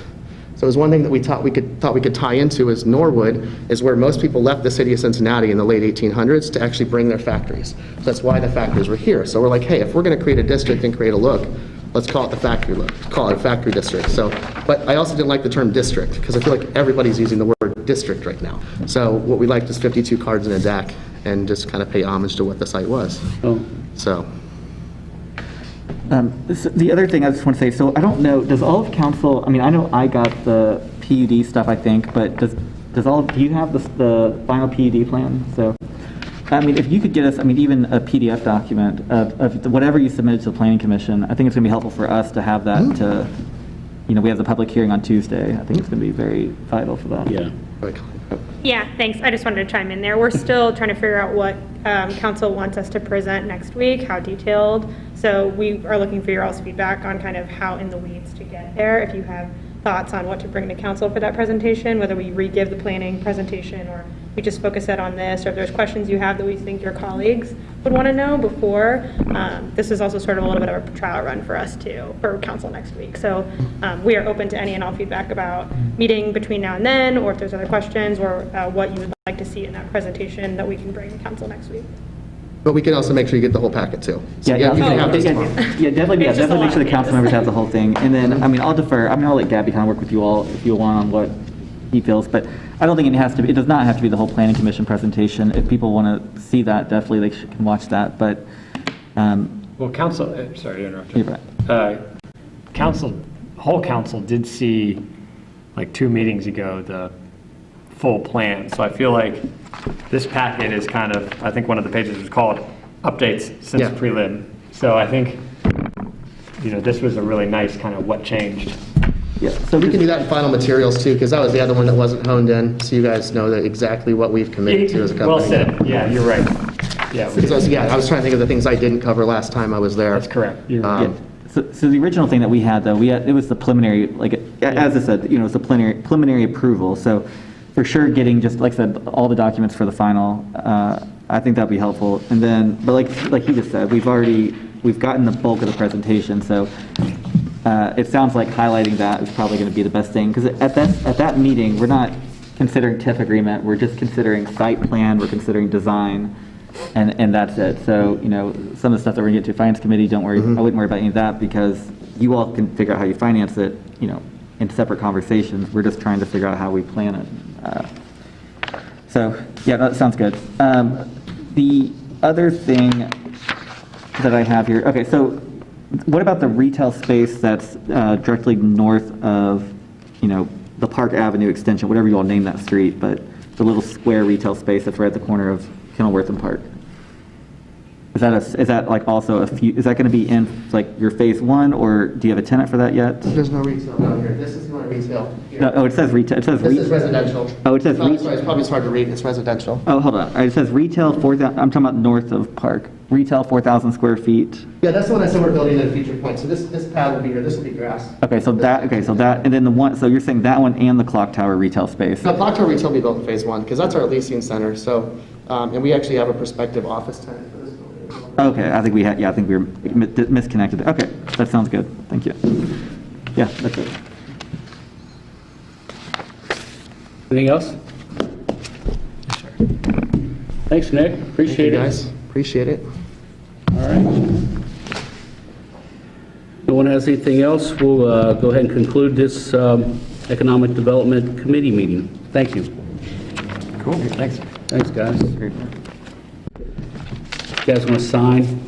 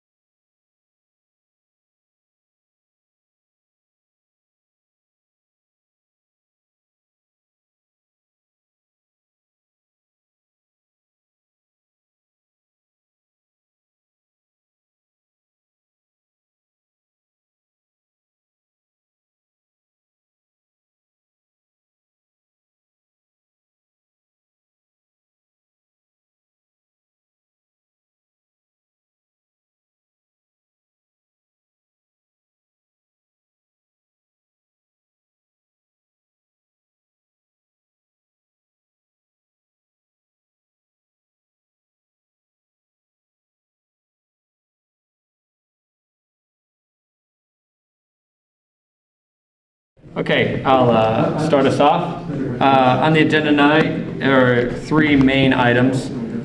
First, to discuss the PLK TIF framework. There's going to be a presentation from PLK, and then we have a few folks here who are going to help us understand kind of the finances of the ask, so we can evaluate that properly and report back to council. Next is going to be conversation number 3 by my count of Rookwood Exchange TIF, the extension. But what's going to be interesting here is confirmation of understanding. And so we brought some of those same players here to, again, talk about the financing and what that really means, what the exchange really means and what the extension might do or how it might impact the city. And then we are required to do our quarterly review, so we're going to do that. Everything on the list will be reviewed except, I should note, the bank reconciliation will not be performed this quarter. We'll do it on the next one. With the change in financial accounting software, the treasurer wanted to let them know they didn't have the bank rec done in time for this meeting. So we'll do that on the next, we'll table that for the next one. But all the other reports we should be reviewing. So with that, Nick, you want to get us started and get a you have a presentation for us? Absolutely, thank you. You took it for the last one or first one? Sorry. My name is Nick Lingenfelter with PLK Communities. I'm helping with student development for Factory 52 here in Norwood. So tonight with us, we actually have 2 other people that are meeting the city as well. So to give everybody a little bit of background, we've been meeting with the city of Norwood now for a few months, typically weekly or bi-weekly depending on the need. We present where the project is, what we believe the public need is in the project, and then we help work with that group. We then present it to the school district. So Mr. Allen is here from the school district. We also have with us Andy Grossart, who is the bond advisor for the city, as well as Mr. Pat Woodside, who is counsel for the city of Norwood. So again, we as a developer present our package. The city does its own independent analysis, and then the school district does their own as well. So I'm going to present what we have here, and then Mr. Grossart will come up and give a quick overview of how the bonds specifically will work. Phase 1 of the project is actually going to contain roughly 325 residential units. We'll have the market hall, the tap house and brewery in the middle, the parking garage, there's retail in the first one, parking garage as well. We're going to have the clock tower building restoration, the dog park, and other public amenities as well as the family amenities that we will have. So pretty significant investment. To give you an overview of the total cost of phase 1, right now, the total hard cost, that's construction costs and fees, not including soft costs, architects, etc., is roughly $82 million for phase 1. When we size the bond, we do it at a smaller percentage of this in anticipation that there could be some savings, there should be some other stuff that does or does not count. But the overall construction estimate for phase 1, what we call phase 1B, is currently $82 million. Then we have what's called phase 1. Phase 1B is an additional $18 million. So when you're looking at this on the map here, what I'll do is I'll bring up everything here in color is phase 1. And that's why we did it that way intentionally. Phase 1B includes these additional buildings down here, as well as the mixed-use building that we're also adding in the park. The reason why we do it this way is in phase 1, we're anticipated to deliver roughly 250 residential units. Overall, there's going to be 325 to 350 residential units in phase 1. Given that we don't want to flood the market with inventory, what we do is we deliver so many units at a time, or we phase a building, so that we can keep the rents at a decent level. We're not having to give away a lot of concessions or free rent to fill them up. So what we do is we figure, you rent more in the fall, so when buildings can we deliver in the fall? And we'll figure out the right way to deliver this. One thing that we're also speeding up for phase 1 is we're going to deliver the market hall a little bit sooner. The reason why is we want to go ahead and start delivering traffic to the site. We believe there's enough product coming online around us to support the market hall as a whole, and we just want to move that up. So phase 2, which is the mixed use along the highway, as well as the 2 office buildings and some buildings to the north of the parking garage. So this is all we call phase 2.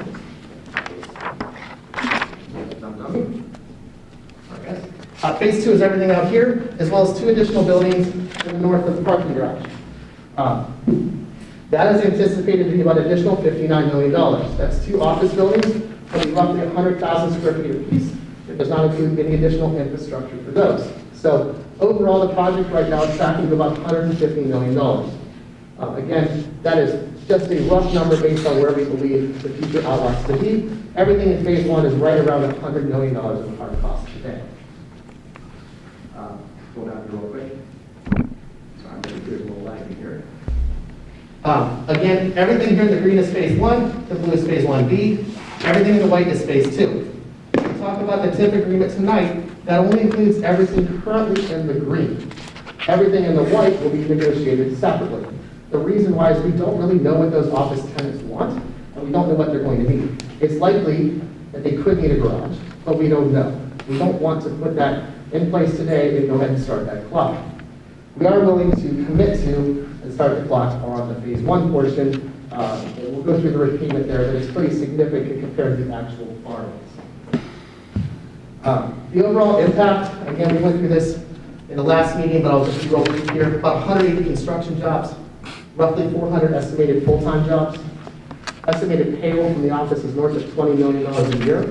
And we're looking at part-time jobs, whether that's retail, restaurants, or whatever, at north of 100 jobs. Annual retail sales for phase one is $12 to $15 million. So what are we talking about the public infrastructure that we build up front? We say that is anything that you would use as a typical public service, whether that's your utilities, your water, your sewer, anything that goes through the site. Currently, the site has none of that. So there's a pretty significant amount of money that has to be put in to even be able to build on the site. Norwood, of course, would not front that money. So what we do is we say we are committing to build X amount in development. We are on the hook to fund that and build it.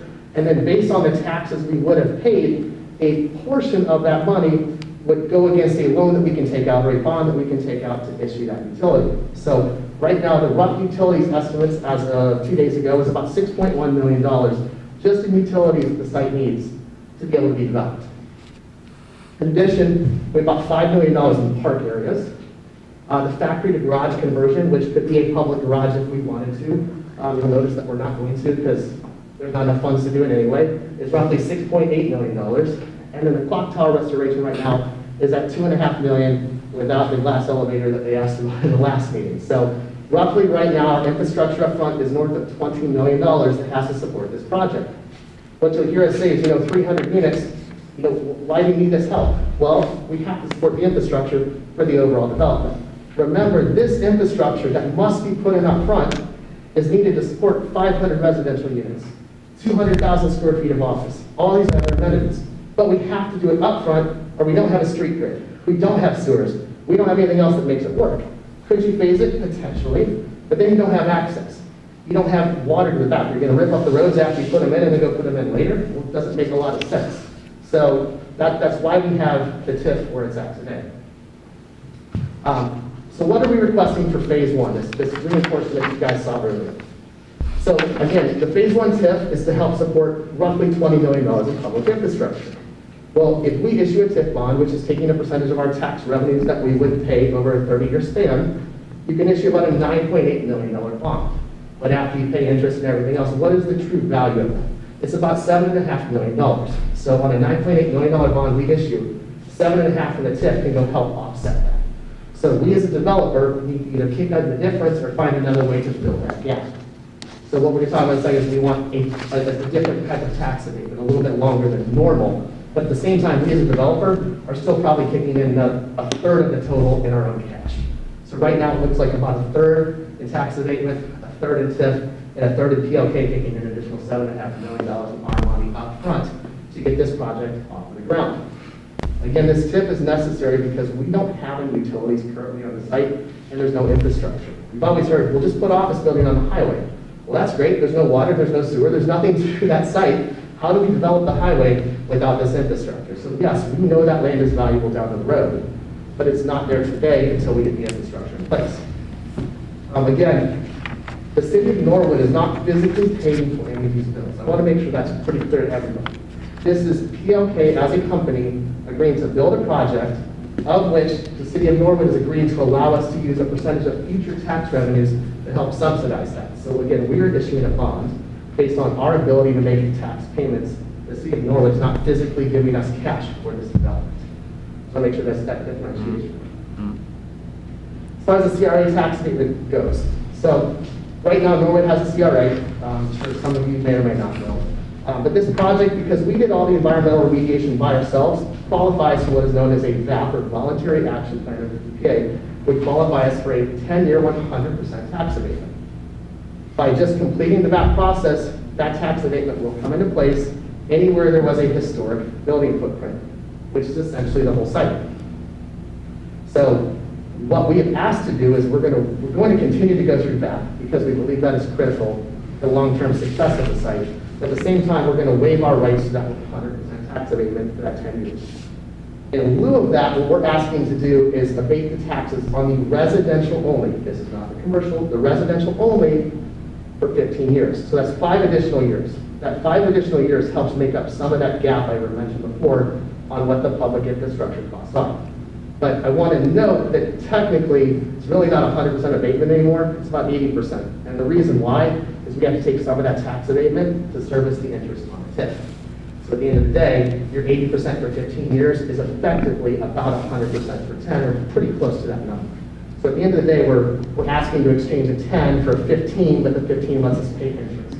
I know that's a little complex, and I've done this for a lot of years, so it makes sense, but it's hard to understand why a project like this would need the abatement when you're building all this new and it doesn't make sense, but ultimately, it's that public infrastructure that has to be paid for in some capacity. I also want to note that we're going to self-impose a special assessment, and the reason why is that that's where we're going to help, again, pay for those bonds. It's about $237,000 a year. We are also agreeing to minimum service payments with the schools, which Andy will come up and cover in a minute.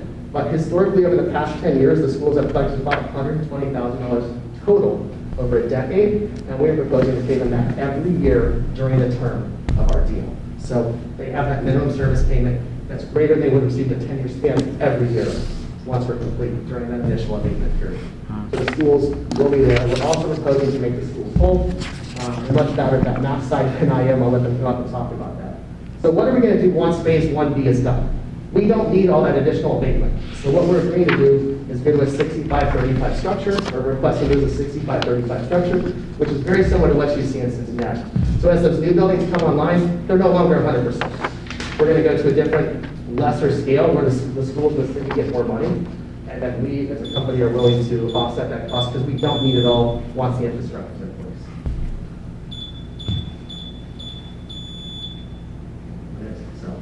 With that, Andy, you want to come up and cover the district stuff? You want to from there? Can you see it? Yeah, if I'm not in the way of anything here. So you're okay. That's all right. You can even go up to the front corner if you want. Yeah, I've got bad eyes these days. So, school compensation.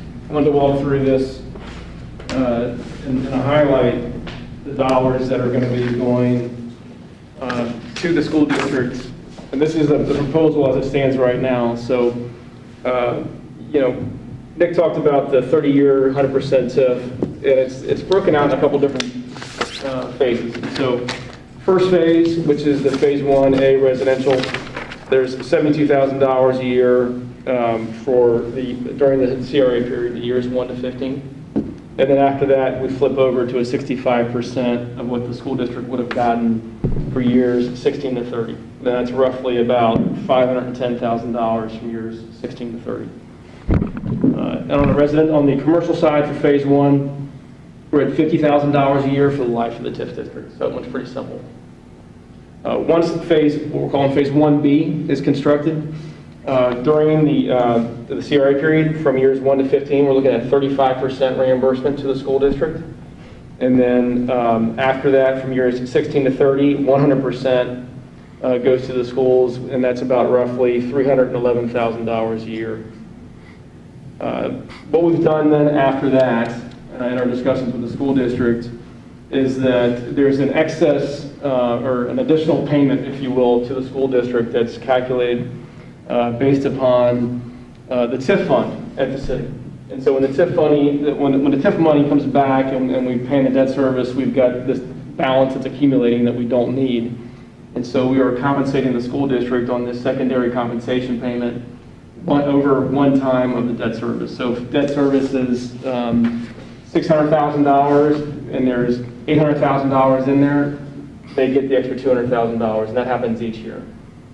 That equates, and it kind of varies in between the life because of the way the debt's sculpted, but that runs from anywhere from $140,000 a year to about $310,000 a year. Just for comparative purposes, just so you know, right now, in terms of what the site is valued at in 2020, there's about $6,426 coming off that site. Roughly a little more than half of that goes to the school district at $389,000. So turning the page, next slide, in terms of totals, when we talk about Phase 1A and Phase 1B, in terms of what is guaranteed in terms of the cash flow that is going to the school compensation, based upon the values we're using today, we're about $14.99 million. That additional compensation that we talked about, that extra TIF money that's coming from the excess TIF balance that we don't need, is about $5.79 million. So we get up to about $20.12 million in school comp. And then just for comparative purposes, in terms of what the school district would have gotten at 100% all the way through, that would have been about $21.54 million. So you can see we're a lot of that's coming in the back end, though, I mean, because of the way this is set up in terms of having to service the debt in front with the CRA. But that's the cash flows in terms of how it looks for the school district. Any questions on those numbers relative to those last two slides? Like, I'm definitely seeing the numbers. I'm understanding kind of the concepts that you're going at here. My only, I think I need to see it also in a spreadsheet. So Yeah. what I'd really like to see is basically a spreadsheet that has essentially the where tax dollars could be going from the TIF district, so city, school district, paying the bonds, and then essentially where they're coming from. So like Phase 1A, Phase 1B. Yeah. So and just kind of let me just see that.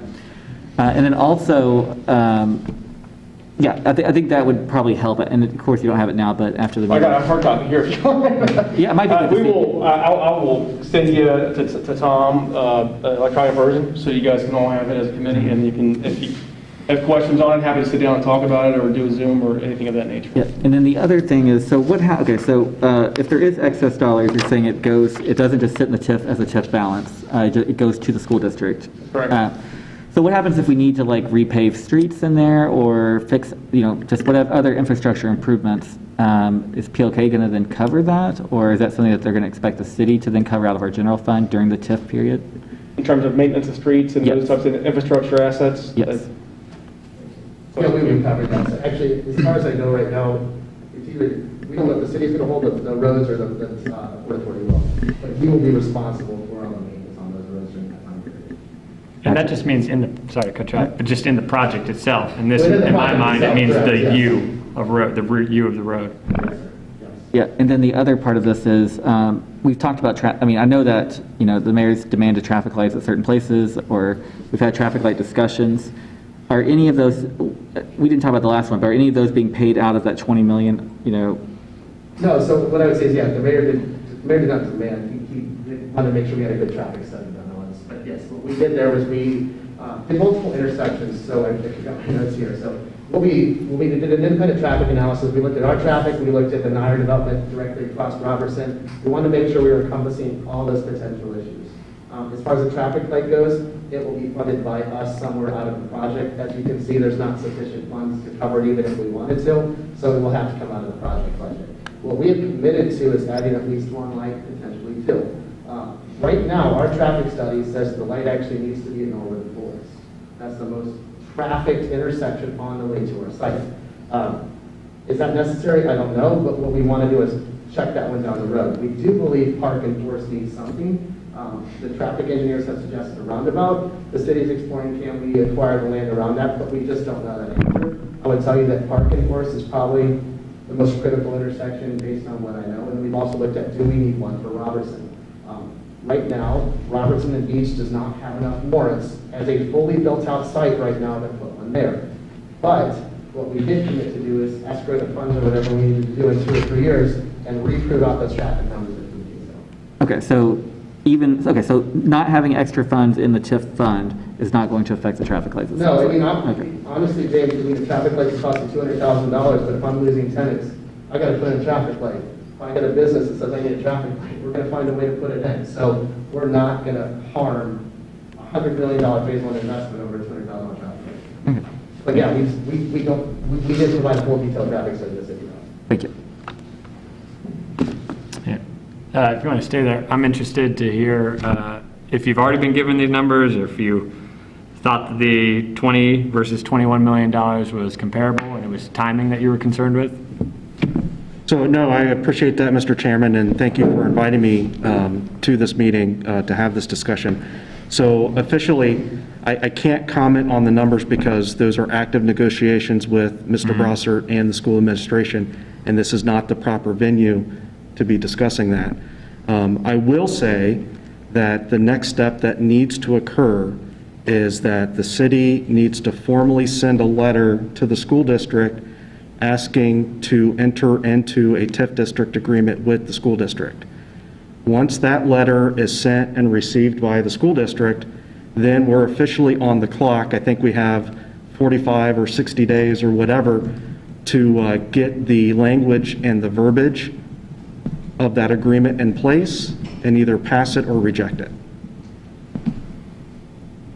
Okay, thank you.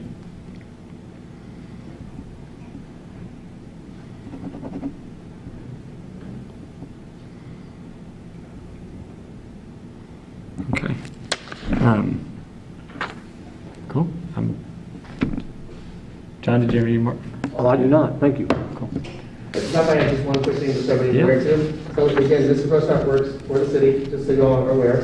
The school has their own advisory, the club has their own advisory, and then we have our own as well. So we're going to say a set of numbers just so you have an idea of where they're all coming from, and everybody's aware that he's representing those numbers from the city. Thanks for that. Cool. Thank you.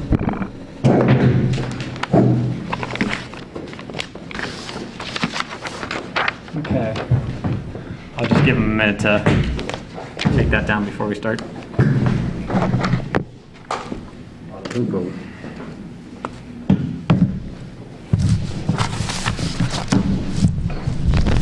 Okay. For the next item, on the agenda, in one council meeting and two finance committee meetings in the past, we talked about Rookwood Exchange, particularly what was presented to us as an opportunity to extend the current TIF by 30 years when the current timeline, I think there's like 17 years left, came up. And I think it'd be a good idea to hear from either Pat or Andy, kind of like why we were presented that as an opportunity. It seemed to make sense to our committee and to the full council when we reviewed it. But I think a few people wanted to hear kind of a little bit more about why that could be an opportunity, what we were actually on the hook for.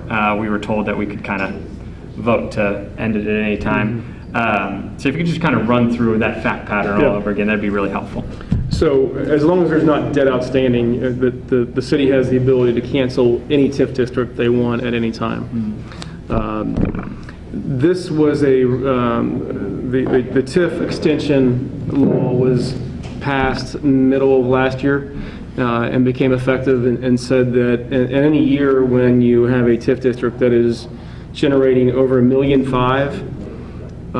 in gross revenues, that year is the first and only year you have the ability to extend it for an additional 30 years, as long as you compensate the school district what they would have gotten had there not been a TIF. Okay? So the clock was ticking on us, and that the year before, $1.5 million, in excess of $1.5 million had been collected in the TIF district. And so by the end of 2020, the city had to, the way the current law is written, was the only time the city could extend that TIF district for 30 years. So as we go forward and we come to the end of the life of the TIF district, should the city decide not to or keep it in place, you can get rid of it, the debt will be paid off. If you choose to keep it in place for other uses, that opportunity is there. But the school districts are comped 100%, and it doesn't impact them in a negative way there. This doesn't do anything for the developer because it does not extend the debt. It's separate from the debt piece that's currently out there on the Rookwood project. Rookwood was the only one that there was an opportunity to do that at. Cornerstone was close, but it didn't make the $1.5 million threshold. Okay. Thanks for that. For anyone wondering kind of why you're here, kind of repeating some of the stuff that I know that you gave us before, there was a lot of concern that it put, particularly the school district, in a disadvantaged position. I didn't quite understand how that would happen based on, I guess, what you said here again. But Brendan, I think you can speak either on behalf of the school board or yourself on kind of why you felt that that was not good for the schools, because I'm not seeing it, and I'm hoping you can correct me. No, I appreciate that, and again, thank you for the opportunity to do this. Now, I can't speak on behalf of the school board because I'm only one of 5, okay. Right? And we did not enact any official responsibility for me to come and officially address on behalf, so I'm doing it as myself. Okay. However, you know, this particular TIF district has been problematic for the school district. The reasoning being is all based off of valuations. So the way the debt service works is that based on the property's valuations, the payment to the city to pay off the debt and the schools, the way that contract was worded is that the debt was serviced first and then the schools came second. But if the property doesn't hit the right valuations, then the school district doesn't get the funds stated in the agreement, which means that we're being shorted. And so far, that has happened for that particular property to the tune of they owe us almost $1.2 million in unpaid revenue because the valuation hasn't hit the target that they set out forth in the agreement. Why is that the case? Because they have fought the property valuations for a number of years, and we have challenged their attempt at decrease of those valuations. This is why this is problematic, and as this continues to increase and they continue to challenge those valuations, this could get worse and worse and worse. And so now you've extended a district an additional 30 years. We're only 10 years into the first 30-year agreement, so this thing isn't going to expire until 2072. Right? So this does put the school district in a disadvantaged position. Not only that, I was incredibly surprised since I was just here at the committee of the whole meeting in October where we're talking about how we're going to try and work together. And the very next month, we're not even formally notified that this conversation was happening to comment on it, to see if we had any objections to it. When it did happen, Council passed it 3 readings in 1 session with an emergency clause, right? The week of Thanksgiving, by the time I got a hold of the mayor to ask him to veto it, which was after Thanksgiving, he had already signed it with an emergency clause that prevents a voter referendum. So this is why we don't pass things with 3 readings if you don't absolutely have to. You have the time before the end of the year to do that. And this is the danger of using an emergency clause when it's not necessary. I invited you guys as well because he had explained that to me both in an email and a phone call. And I thought in my mind that they were separate. This issue of you not being paid what's due felt separate to me. And that's what we did talk about on council floor, than a 30-year extension, which we could remove at any time. So I was hoping to see if, either one of you could. Let me just address 2 points. You're correct, the way it's set up. And unfortunately, the developer has gone in and asked for board revision cases that have brought that value down. And the way that debt service, the way the compensation's set up, being behind debt service hurts the school district in terms of a shortfall. We have been engaged by the city to look at all the TIF districts and project them out to see, what the future value and revenue stream looks like for each one of those districts. Are there refunding opportunities?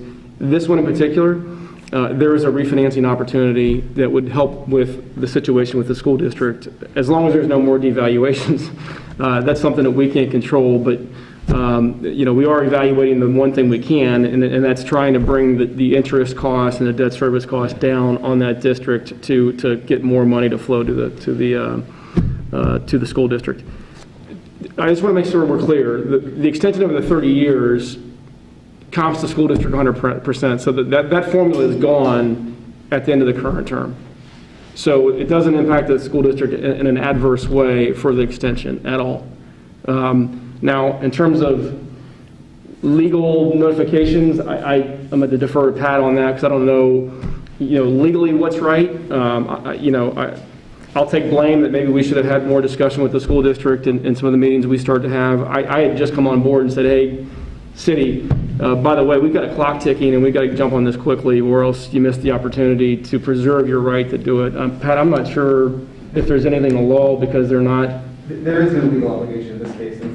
This ability to extend was exempted from that obligation. And the reason why that is statutorily, as Andy said, there is in the statute the obligation to pay the school district every dollar that they would have been paid absent this extension of the TIP. So, I was not here when the existing deal was made. I know this was the same council, the same committee, those people. But that deal was made. The extension is not affected by that deal. It's a 100% school district make whole arrangement, and that's according to the statute, not any deal or not anything that can be, affected by any decreases in valuation or anything like that. And again, that's why they have the notice requirements and the approval requirements when the school district is potentially negatively affected, which doesn't exist with this extension. So the whole point of this is that it happened, right? It was unfortunate.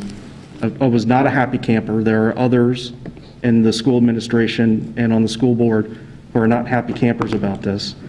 However, what do we do moving forward? Well, actually, no. It's important that, maybe reiterated for a third time, that you aren't adversely affected, that the specific action of a 30-year extension does not negatively affect you. And I think, yeah, we can do a better job of communicating what's going on, but I think the reason that you originally got kind of upset or on yourself, not speaking for the school board, was because you said that you are being negatively affected, and that's not the case, or at least what I'm hearing from and respectfully of our city. Respectfully, Mr. Chairman, I'm going to disagree with you because TIF agreements are very complicated and they're based on assessments. So, I would like to see that when it happens, or if it happens, that the schools are not negatively affected. It's easy to say that here as we sit here, but Ohio Revised Code and how these things are laid out are incredibly complex, and there are other layers of things that could potentially affect this. So respectfully, I'm going to disagree with you, and that just making a blanket statement and saying that the schools aren't going to be negatively affected is, in my opinion, not accurate. James. Yeah, thank you, Mr. President, or thank you, Eric. So, I just kind of want to reiterate again what I think I've heard tonight is that, it sounds like the school district does have a legitimate beef when it comes to the revaluations, and I think we can all. I didn't understand the whole aspect of it, but because that had not been brought to my attention that they had asked for reevaluations, and that affected the amount the school district's gotten. So that's good to know. But I mean, again, you say that the school, that you weren't a happy camper, and that people at the school district weren't a happy camper, and that. But well, I just want to know too. So I did call the president of the school board 2 weeks before we approved it to let him know that just hey, we're looking at this extension. Now that happens to be Mr. Atwood, and he happens to be here. Was that an official notification? No, but I did make sure that that was kind of at least passed along, so that if there was any adverse impact, that they could kind of come up with it. Now again, there may not be an official letter sent to the treasurer from our treasurer or from our lawyers or whoever, but there was some communication I tried to have. So I just want to note that. And again, the other part of this is we can get rid of this, as Mr. DiNardo has said already. The next 15 sessions of council before this thing actually goes into effect, or maybe the next 10, since we're already 10 years or so into it, they can get rid of this at any time. I mean, the only reason why we approved it the way that we did, and we approved it before the end of the year, is that it could always you can go back on it, but you couldn't add it anytime later. I did want to ask a question to, the counselor. How did this come to us? So, Mr. John, maybe you can think, but, it's been thrown out there that the Andersons demanded we do this or asked that we do this, and I haven't heard the Andersons' name in this at all. I mean, just basically the owners of the site. I haven't heard any of that. For me, I thought it was to protect the city's rights on this. So I would love if maybe the chair or whoever else could just say, how did this come about? Were the Andersons involved, or was this really a suggestion? Yeah, go for it, because it was presented as an opportunity to us, and it still feels like one. I don't think the Andersons have a clue that it even happened. They wouldn't have been notified. Tom, I forget when I finally got engaged. It was August, September, or something of that nature. And as we started to dig in and notice that you had already triggered the $1.5 million gross collection, it was an opportunity just for the city to protect it at that point in time. And we talked to the city about it. We had to move by the end of the year. And you're not just the only city. I mean, I can tell you there's numerous counties and townships and cities across the state that were passing this the last week of the year in order to make sure they preserve their right. Now, I just want to say that the issue with preserving your right, it's a financial, upside for the city to do this. And when you have to look at it from the schools getting all their money they would have gotten, the JVS is getting all their money they would have gotten. And folks might see this as right or wrong, but this is the reality of it, is that you're taking the other levies that are there, the county, whoever else makes up the taxing district, and those monies are staying in Norwood. In essence, it's a 25 mil increase on that site just to the city of Norwood to take care of public improvements. Now, you can look at that on both sides, right, and say it's not right, you're taking the millage from the county and the other levies. Or you can say, listen, we're keeping money here in Norwood. That's really the reality of it, and that's what you're gaining. Obviously, your revenues you can't touch because it's going in the TIF fund. That's the mechanics of it, and that's really the economics of it in terms of the gain. Again, you could cancel this at any time you wanted to in the future, and you could get into it 2 years, I forget what date it is, and decide this isn't a good idea, we want to be done with this. That's up to you. At least you preserve that right at this point in time to keep that there. Yeah. As far as I know, the Andersons know nothing about this. They were never, no one, it was actually my idea, calling Pat, saying, hey, what about this? Let's take it to the city. That's how it occurred. So the mayor never came to you and said, we need to do this, right? You all came up with this idea. We came to the city and said, you need to do this before this time frame or you lose your opportunity, the way the current law is written. Now, there's already discussion about decreasing the $1.5 million to another number and opening it up for other TIF districts. Where that goes at the state level, I don't know, but at least the way the law is written today, we had to move on it now. Thank you. That answers my question. Thanks for the clarification. So the point of this being on the agenda was, one, to have these guys here go through kind of every reason why it was presented to us and why the council decided to move forward with specifically the 30-year extension. I would say, I think the fact that the first item on the agenda is the PLK TIF, and that I think all of council is committed to continue making sure that when TIFs, CRAs, or any project-based either funding or tax abatement is considered, you guys are involved. And I think we're trying to do that. To be honest, just speaking for me personally, I think that not only was there a time stamp on this, it was also, and still is in my mind today, specifically voting 3 readings to add 30 years, which can be revoked at any time.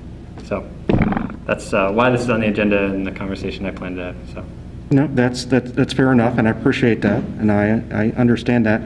I had reached out to President of Council, Mr. Miracle, to see about putting together, one thing that Norwood does lack is a TIF district review board.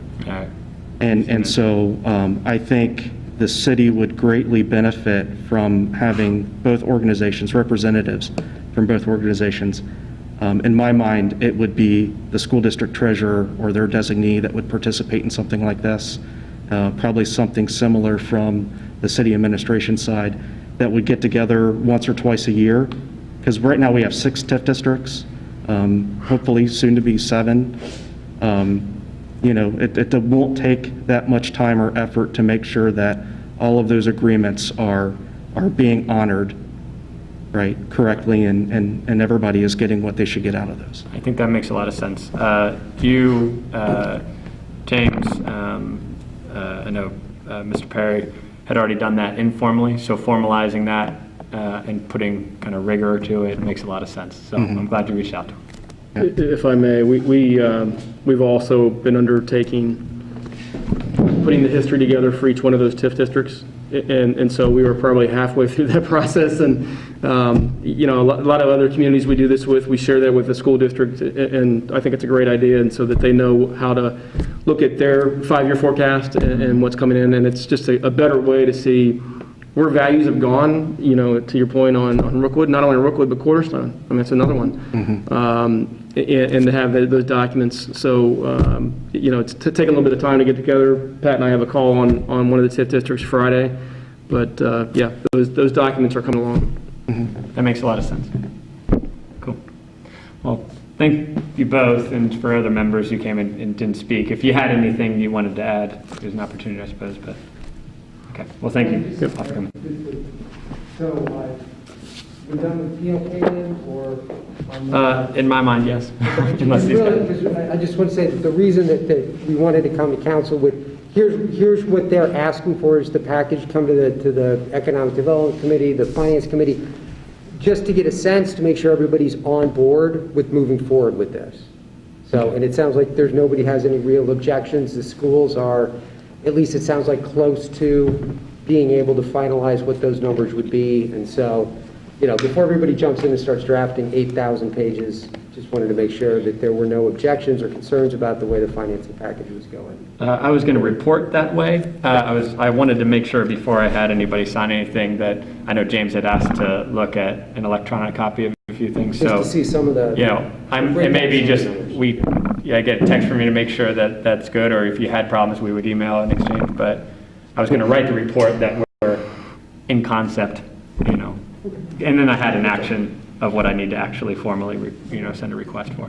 that's the reason to come to the committee, I think, primarily because we had a couple meetings, and like, I'm on board, it's fine with me, but I don't get a vote, so. Just so you know, the plan is to proceed with, you know, not necessarily with official action of the council, but we do have to send notices to the school board, and there is going to be some back and forth when they get to a point where they can approve the school compensation agreement and the other terms that they need to approve before moving forward. So the official action of the city to advance the TIF, the CRA will be after that. So I don't know what exactly from a board perspective you would like to do as far as formally sort of approving this, or this goes to council, but there's nothing that I personally, not me, but that legally is required at this point to affect the TIF. Yeah.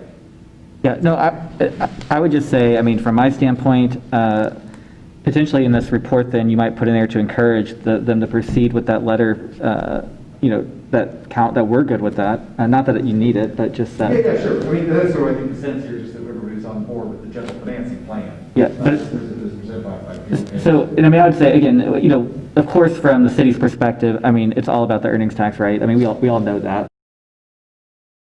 Clear to PLK and to everybody here on the committee, but you know, we also need to make sure that we are still, you know, protecting our interests in the property tax as much as feasible. So I do still want to see that spreadsheet, you know, that I kind of talked about, just like, you know, potential, you know, where are the funds going and what phases are they coming from, and then maybe even some kind of like year, you know, by year. I don't know the best way to see it, but I'm sure you all have something like some tool to help visualize, so help us see like by year where they're coming and going or something.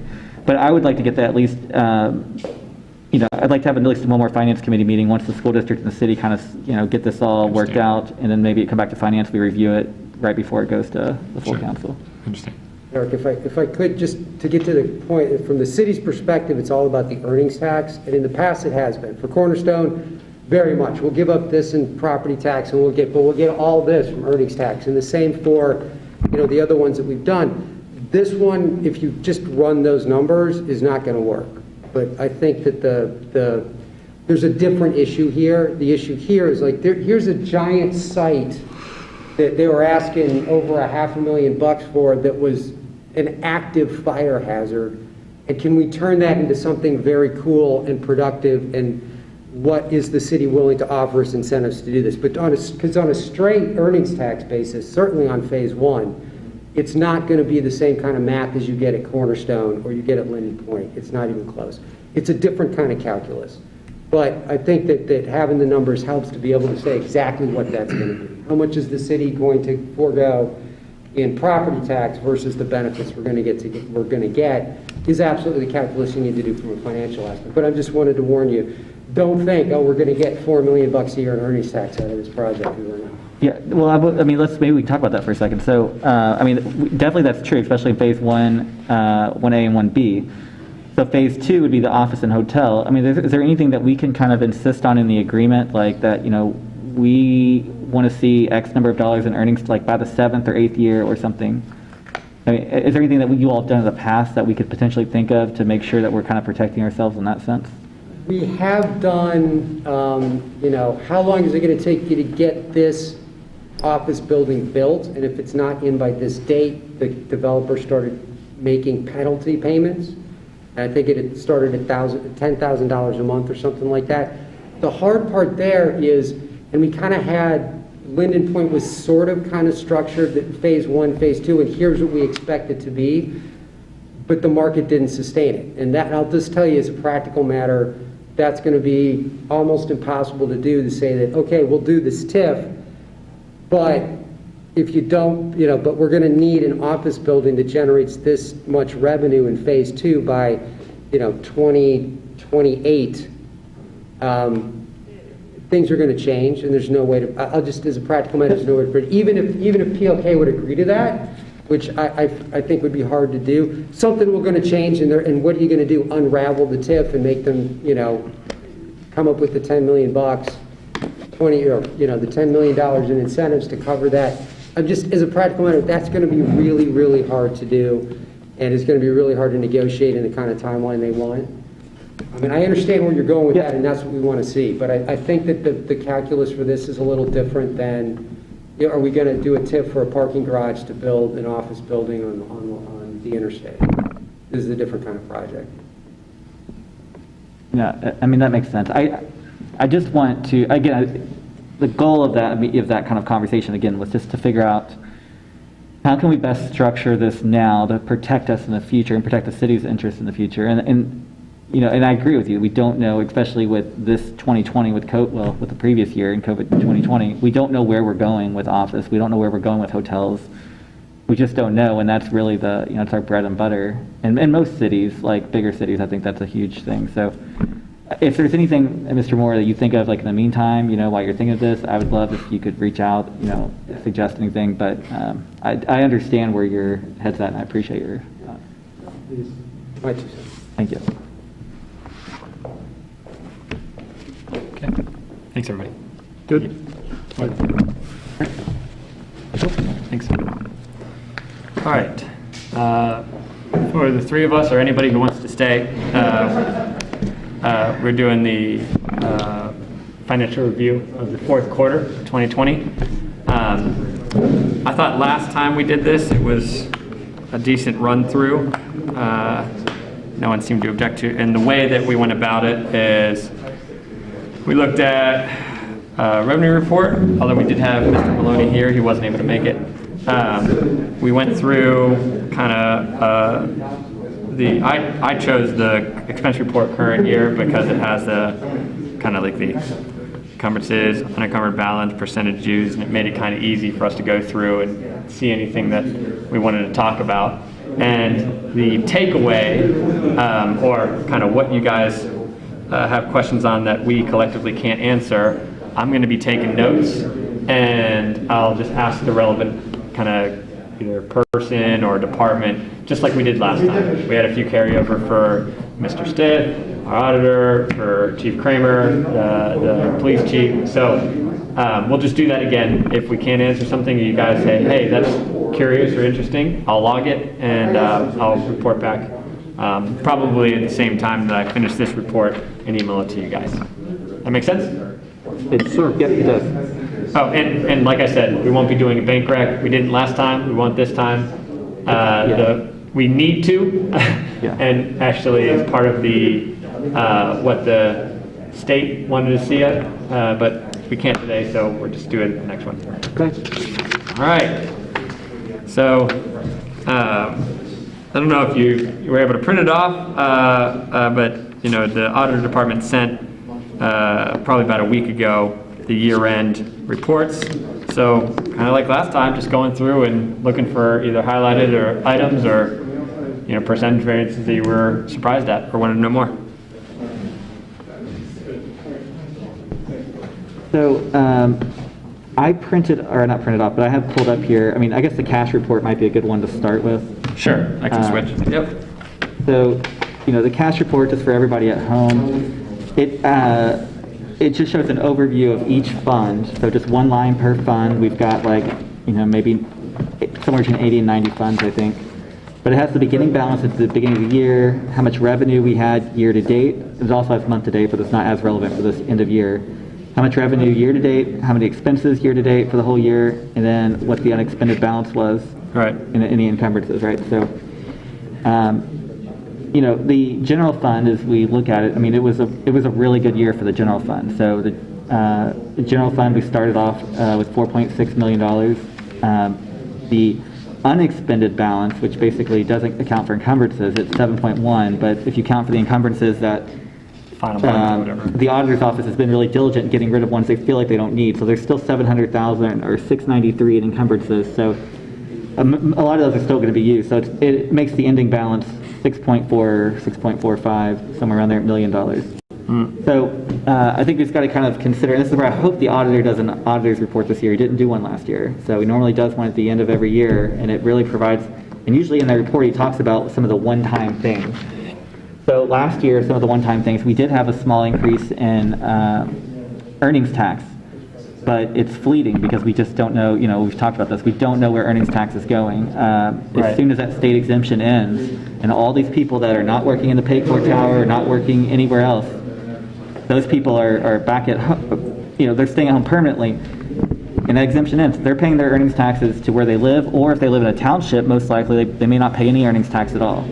So, we're gonna take a hit there. Some of the other one-time items, we had the CARES Act funding. So the CARES Act, we actually backed out some expenses. So some expenses that we might have paid for out of the general fund, so like maybe some firefighter overtime or some police overtime or something. We used some of our CARES Act money for that. As well, we had the recreation department wasn't open last year. So, if we go look at some of these individual things, I'm just kind of giving an overview. So basically, we didn't have to pay for lifeguards for the whole year. We didn't have to pay for, the rec director didn't work the entire year. We kind of closed the department at some point. And there's other departments too where we had, just kind of a delay in hiring, or we just didn't use it. The senior services department's another one. We didn't have the contractors that were doing the cooking this year because we had the senior services closed. So, I think last year it's a banner year for the city when it comes just financially. Like some great moves with union contracts, some great moves with other things. We hired some people that I think made many more times their salary. Like just thinking about the executive assistant, other people that between grants and other savings that we found at the city, they've really been kicking butt. So it was a banner year financially for the city when it comes to that. But a lot of this is not permanent. And I think it's one thing we need to remember as we go into next year, looking at that ending balance, and as we look at the financial recovery plan, we've got to be conservative when we add expenses that are going to be annual recurring expenses. Right. And I think projects are a much better thing for us to focus on and get things fixed, or if we do end up taking possession of the recreation center, or of the YMCA building, getting that up to speed, things that are going to benefit the citizens for a long period of time with an upfront cost. I think that's going to be where we want to focus, because there's going to be so much uncertainty. Real quick, could you guys, I'm having trouble hearing James. Thanks. No, that's a great point, and you made a comment about the auditor's report. Mr. Stith, our auditor, did say that in the coming days he was going to distribute to all of us really his annual report. So it should have hopefully some of the big key hitters that you were talking about. But that was a really good breakdown of some of the one-offs, particularly the CARES Act. I think us and a lot of bodies benefited from that, and it was used in a way that I thought really helps us, especially from a cash in the bank situation. We had a lot of funded expenses. So. Yeah, and I think we also need to credit, really, when it comes to, I keep hearing people talking about the city's just spending money left and right. I need to pull it up, but at least at the end of November, we had spent less money year to date than we did in 2019 at the end of November. So essentially, it feels like the city's just spending so much more money because there's so much getting done, but this, like I said, in 2020 was a banner year. We weren't spending more. We were just getting stuff done. Some of it, again, is the salaries, some of it's the CARES Act fund. There's some other things that go into that, but I think we've all heard it, the city's just spending money left and right. At least I've heard it from people, and it's like, no. And I think actually there was a plan to probably do even more. I think some of our departments were shut down or severely limited and had to limp along, especially in kind of the spring, early summertime. Now I know I'm thinking about the easy ones. They're the ones that are easier to see, your public works of the world. They definitely kind of tried to put the hammer down and get as much as they could in the fall, heading into kind of this cold period. But I'd say that, not only did they get a lot done, they probably wanted to do even more, and just couldn't, I suppose. Now they were planned projects usually, but some of this is going, but the point of that comment is to say some of that's going to carry over into 2021 and have 12 months of pedal down. And so I think your comment about recurring expenses is particularly, at least to me, is particularly important, that where something happens year on year on year on year on, rather than kind of like a project-based expenditures, has a much bigger impact on the 5-year look. So I know that probably sounds obvious, but it's an important note. So. I did pull up the 2019 through 2020 comparison. So in 2019, we spent, according to the cash report, but expenditures that year was $21,319,000. So $21,319,000. In 2020, the expenditures were $21,429,000. So at least on the cash report, you can look at it a few different ways, current year only, other things. But the long story short, that just means a little bit over $100,000 more that we spent this year than we did last year. But if you think about everything that got done at the city, a lot of stuff you don't even see. Roofs getting done, HVAC's getting fixed that need to get fixed. So many things. So much progress has been made. And there's so much more that's going to happen. Police cars, procured and stuff. We got a few, I think, the year before, but still, we're really taking care. We're starting to take care of the stuff that needs to be taken care of, and I think if we continue that, and again, I know we're going to look at a lot of stuff more detailed, but if we continue that in 2021, I think we're really going to set the city up for a strong financial path. And whether we're here or who else is here in multiple years to come, we're going to know that the work that we did, it started. It started that kind of renaissance, and I'm really excited, I guess, to see where it goes from here. So, anyways, that's my overview. I just wanted to say that you may want to look at. I had a question before we leave the cash report, if you could. Oh yeah, go ahead. Yeah, for both of you. I was trying to understand the kind of where is the health department in all this, because the fact that it changed during the year, wouldn't we see a starting position and then a zero, but we're also kind of funding it? How would that work? I wish if Jim was here, I'd kind of ask him about kind of how that was presented from a reporting standpoint. But You two know, I can ask. So so it's Fund 55. So it's, if you scroll down to 2055 is where Board of Health is. Got it, yep. And then you will see at the beginning balance be 0 for that fund. And then you'll see the month-to-date, year-to-date revenue. Okay. I did notice that in the revenue report, they did back out, it looked like they backed out all of the birth certificate, I think it's like 50,000 a year, but all of the birth certificate revenue and all of the food service funds revenue, it looked like they backed all that out, even to the beginning of the year, and just pushed it to the Board of Health, basically.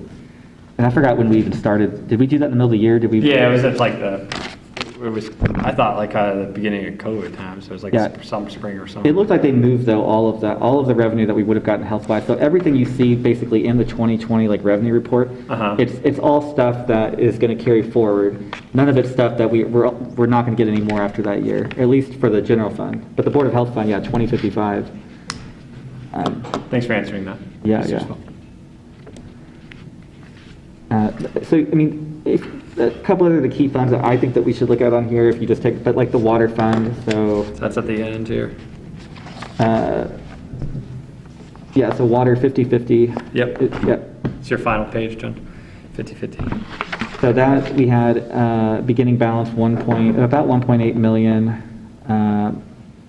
Ending balance was about 1.3 million, a little bit over that.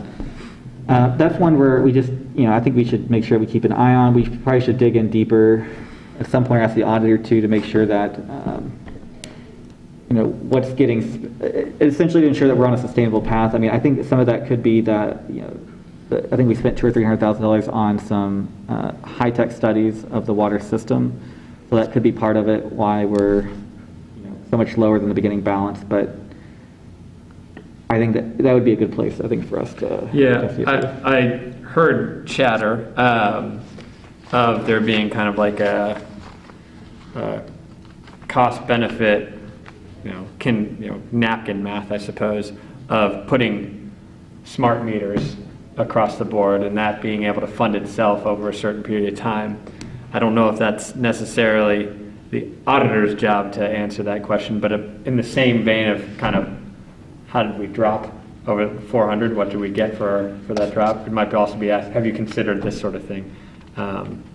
So I'll ask that as well. Yeah, I think I think that residents would really benefit from digital water meters because one of the things that they do, at least in other cities, that like if you have a leak somewhere or you're starting to get high usage, these meters can be set up to an online account where you can get an email letting you know that, look, hey, caution, you're starting to get some high usage. You might want to investigate, maybe you're filling your pool. Maybe you're doing something like watering your lawn a lot. I mean, there could be a good reason. So you may ignore them, but it could be the middle of the winter and you have no good reason to all of a sudden have high. So not that that's the conversation here, but I'm just, there's a lot of good things because I've got surprised with some water bills that I wasn't expecting. And, it sucks. So, like, if I would have known, I mean, it just does. Like, I mean, I definitely think you're right.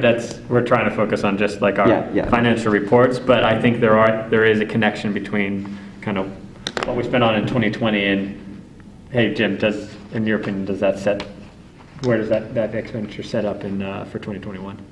So I'll ask him. I'll do a follow-up. And then the other fund that we used to have issues with, I would say, is to look at the sewer fund. So that would be 8061 in this new format. Okay. Yep. So the sewer fund, it used to be, the thing kept going up about $300,000 a year. Do you remember that, John? I do remember that. Yes, sir. And we couldn't figure out. I kept asking as finance chair. I was like asking questions about it. Nobody could figure it out. And it turned out the MSD was basically crediting us 7%, like as like a collection fee, since we collect them since we collected on the water bill, so they don't have to bill people for it. They're basically giving us 7% back, kind of just as a, to help cover the cost of the billing and stuff like that. So we should have been putting that in our water fund. So we did end up backing that out. But anyways, we just want to make sure we don't see that fluctuating anymore. And it doesn't. It looks like, ending, we'll just ignore the encumbrance part, but 1.1 million to start it, and then ending balance would be about 1.1, a little bit, a couple, maybe $10,000, $20,000 more. Yeah, $15,000 more, or $25,000 more. But I would say that seems $500,000 encumbered. I wonder what orders are out. Yeah, it's likely that encumbrance is. It would have also been seen. Actually, I can look on the 2019 report. I got it right here. Okay, so sewer fund.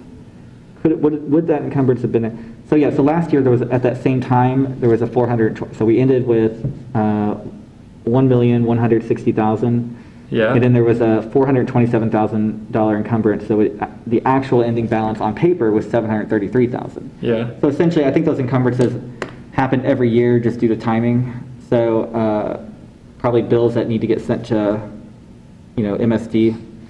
It looks like it's higher this year than it was last year, but it looks like those probably happen every year. I'll ask him. I think I want to include that. Oh yeah, definitely ask about it for sure. Yeah. Cool.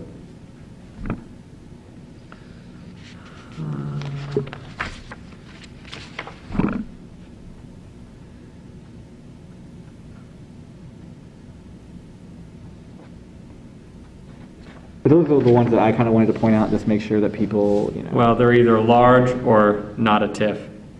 So. Yep. And I mean, you could also look at the street fund too, the M&R fund 2002. So this is the one where we, when I took over as finance chair, we basically kind of changed it. We were paying a bunch of public works salaries out of here and doing a whole bunch of not random stuff, but there were things that weren't street maintenance and repair, basically. And so we basically revamped this. We put all those public works people either in the water fund or most of them in the general fund is where they were supposed to be.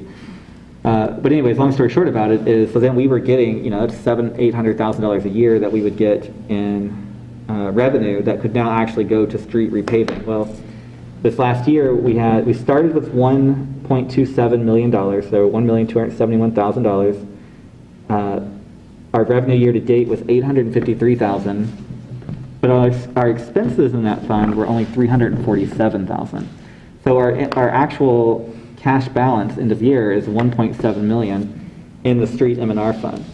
And so the reason why that's significant is because we've done some road projects already, and there's some in the hopper too that are going to be done, but we can really ramp up road construction, and that's where I think your committee is going to be helpful. And I think we should have done more. COVID really put a thing in it, and you're going to hear people, everybody's going to say, oh, it's an election year, look, they're repaving streets. Well, you know what, this money's been building up for years, like that we finally got it building up. And you know what, election year is every other year. So if we repave some streets in election year, it doesn't matter to me because, we're getting stuff done. And so just want you all to know is like there's a lot of opportunity to we want to spend it smartly, but to really make sure that we're using that street maintenance and repair fund. And I think we can make some significant dents, especially, if we just keep going on these streets and try to get them in clusters, like instead of just doing a random street here or there, let's just get these 4 streets in a row, right? And keep the machine moving. You don't have to keep picking up the pieces and going to the other side of town. But I mean, I appreciate that because I think that I actually failed to say at the start of the cast position, I got a note recently when we kind of set this committee meeting to look at streets and connect it. The request was, and I think it's a fair one, connect kind of the word was surplus. I don't know if it's surplus is as much as it is just a balance, but maybe in some sense it is.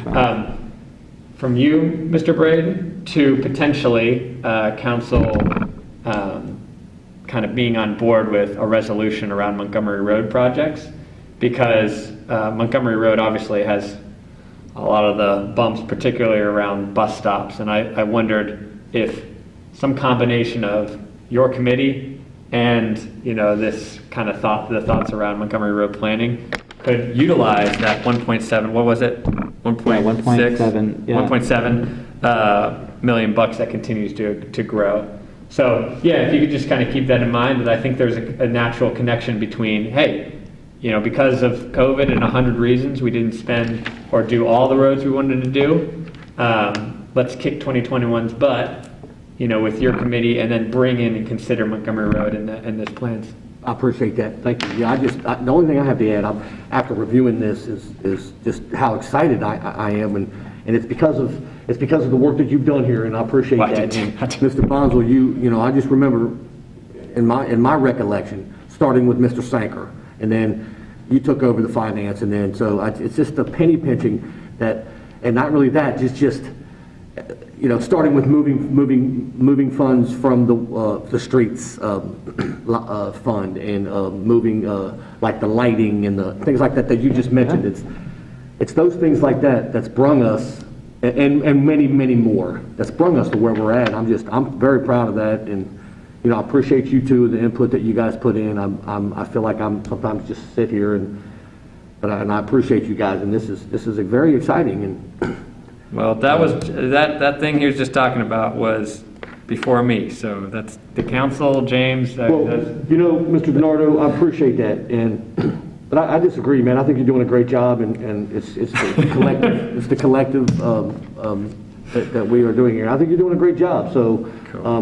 It's my hope that you continue to do this, and. Yeah. In the finance, that's the thing. You could have, the positions could have changed. Even though we didn't have to do it, but like if things would have gotten bad, anybody could have made a decision. You as finance chair could have recommended that we go do something different, and that's always a risk. And so, no, I'm glad that we're all still moving in the lockstep direction. I think we all share the same vision. It's something to be said about smart strategic moves and on your part, and us as well as a committee here. And I'm proud of it, and I'm proud of you guys too. So yeah, I think it's good. So Eric, I was thinking that maybe we get something, and maybe the auditor's report is going to say it, because I think maybe going through the expense report, like if we go through it line by line right now, I'm sure we can definitely do that. But this report used to say it. It would basically say, like, for each major department, it would have how much we spent, what we're expecting to spend. But I'm thinking that potentially the auditor's report could help us here in this, as we look at this.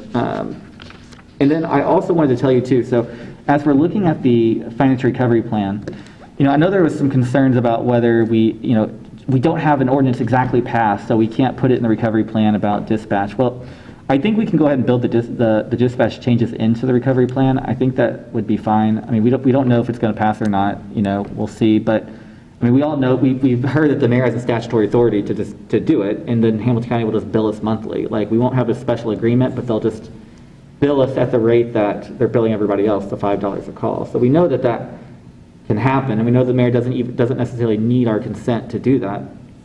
So I would just urge you all to just build that in the plan and look at it now, because that would allow you all to take some steps, because I think we should be paving streets out of the general fund. Frankly, I think that we're to a point where we can be paving streets out of the street fund, that 1.7 million, and I think we can repave streets out of the general fund. I think we could do $2 to $3 million in street repaving next year if we really wanted to.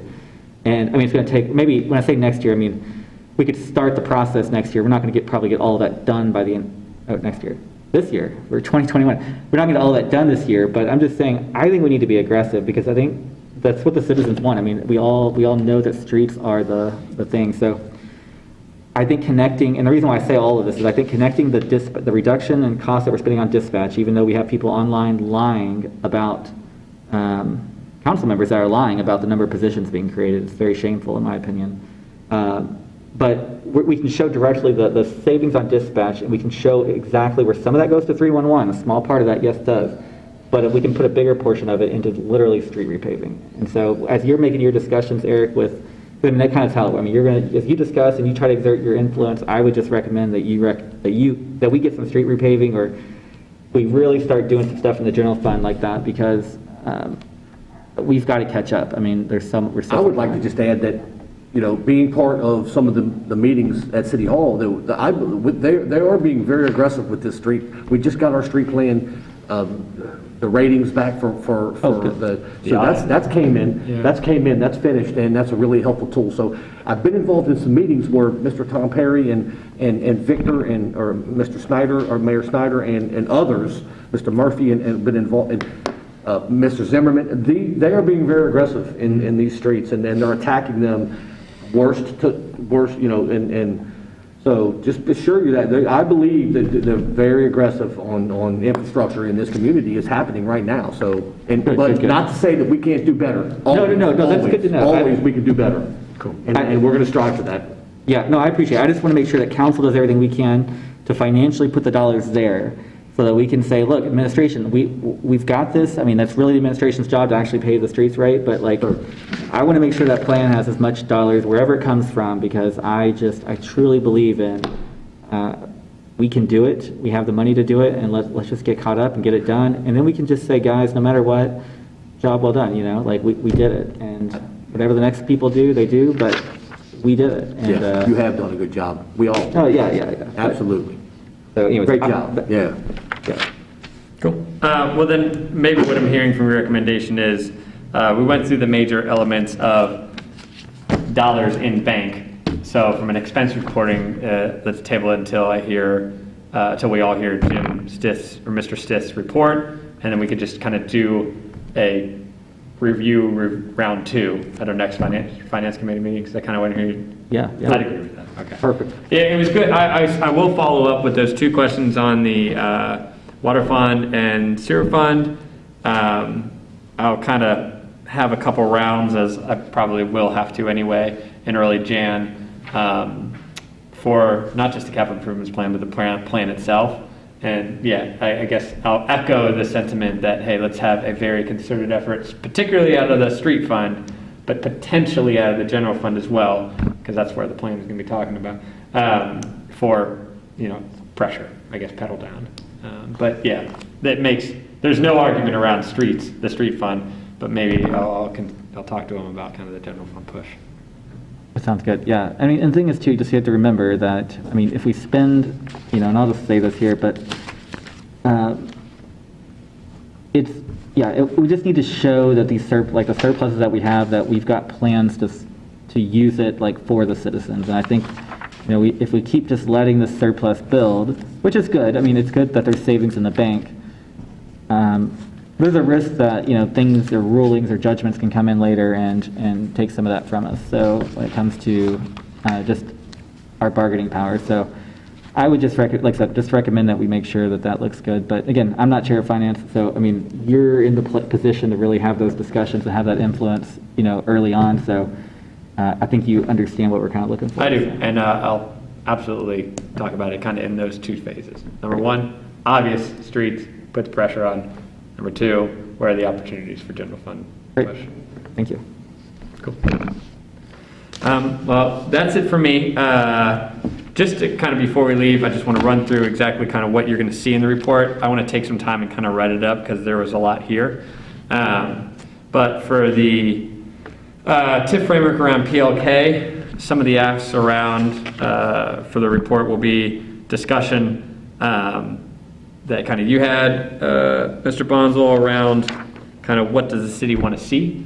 And you kind of had, I want to include some element of the conversation you had at the very end with Keith around what should we be considering after it goes through first pass at council and after it goes through school board negotiations and it comes back to us for kind of our second review, what do we want to be looking for in kind of the later stages. I also need to put together that we as a committee are what we're formally asking, not only council, but of kind of, I guess the administration is our stamp of move forward to go negotiate with the school. So I'll kind of put together the language of our recommendation in there. And then with the Rookwood Exchange, I think the takeaway, I don't want to belabor kind of the part around what the extension was, but I think there was a very useful takeaway from Mr. Atwood around formalizing kind of the collaboration between city and schools. I think that makes a lot of sense, and it sounds like they're moving forward with Mr. Miracle anyway, so that's a very good thing. And then the financial review, we'll wait for the auditor's report for kind of round 2 of this, but I'll follow up with the 3 items discussed. Anything else I'm missing? We good? No, sir. Good. All right, I'll write this up and have you guys sign it before the next meeting, but it'll be a little longer. I don't think it'll fit in these 5 lines. So, cool. That's it for me. Thanks, guys. Thank you. Great, thanks.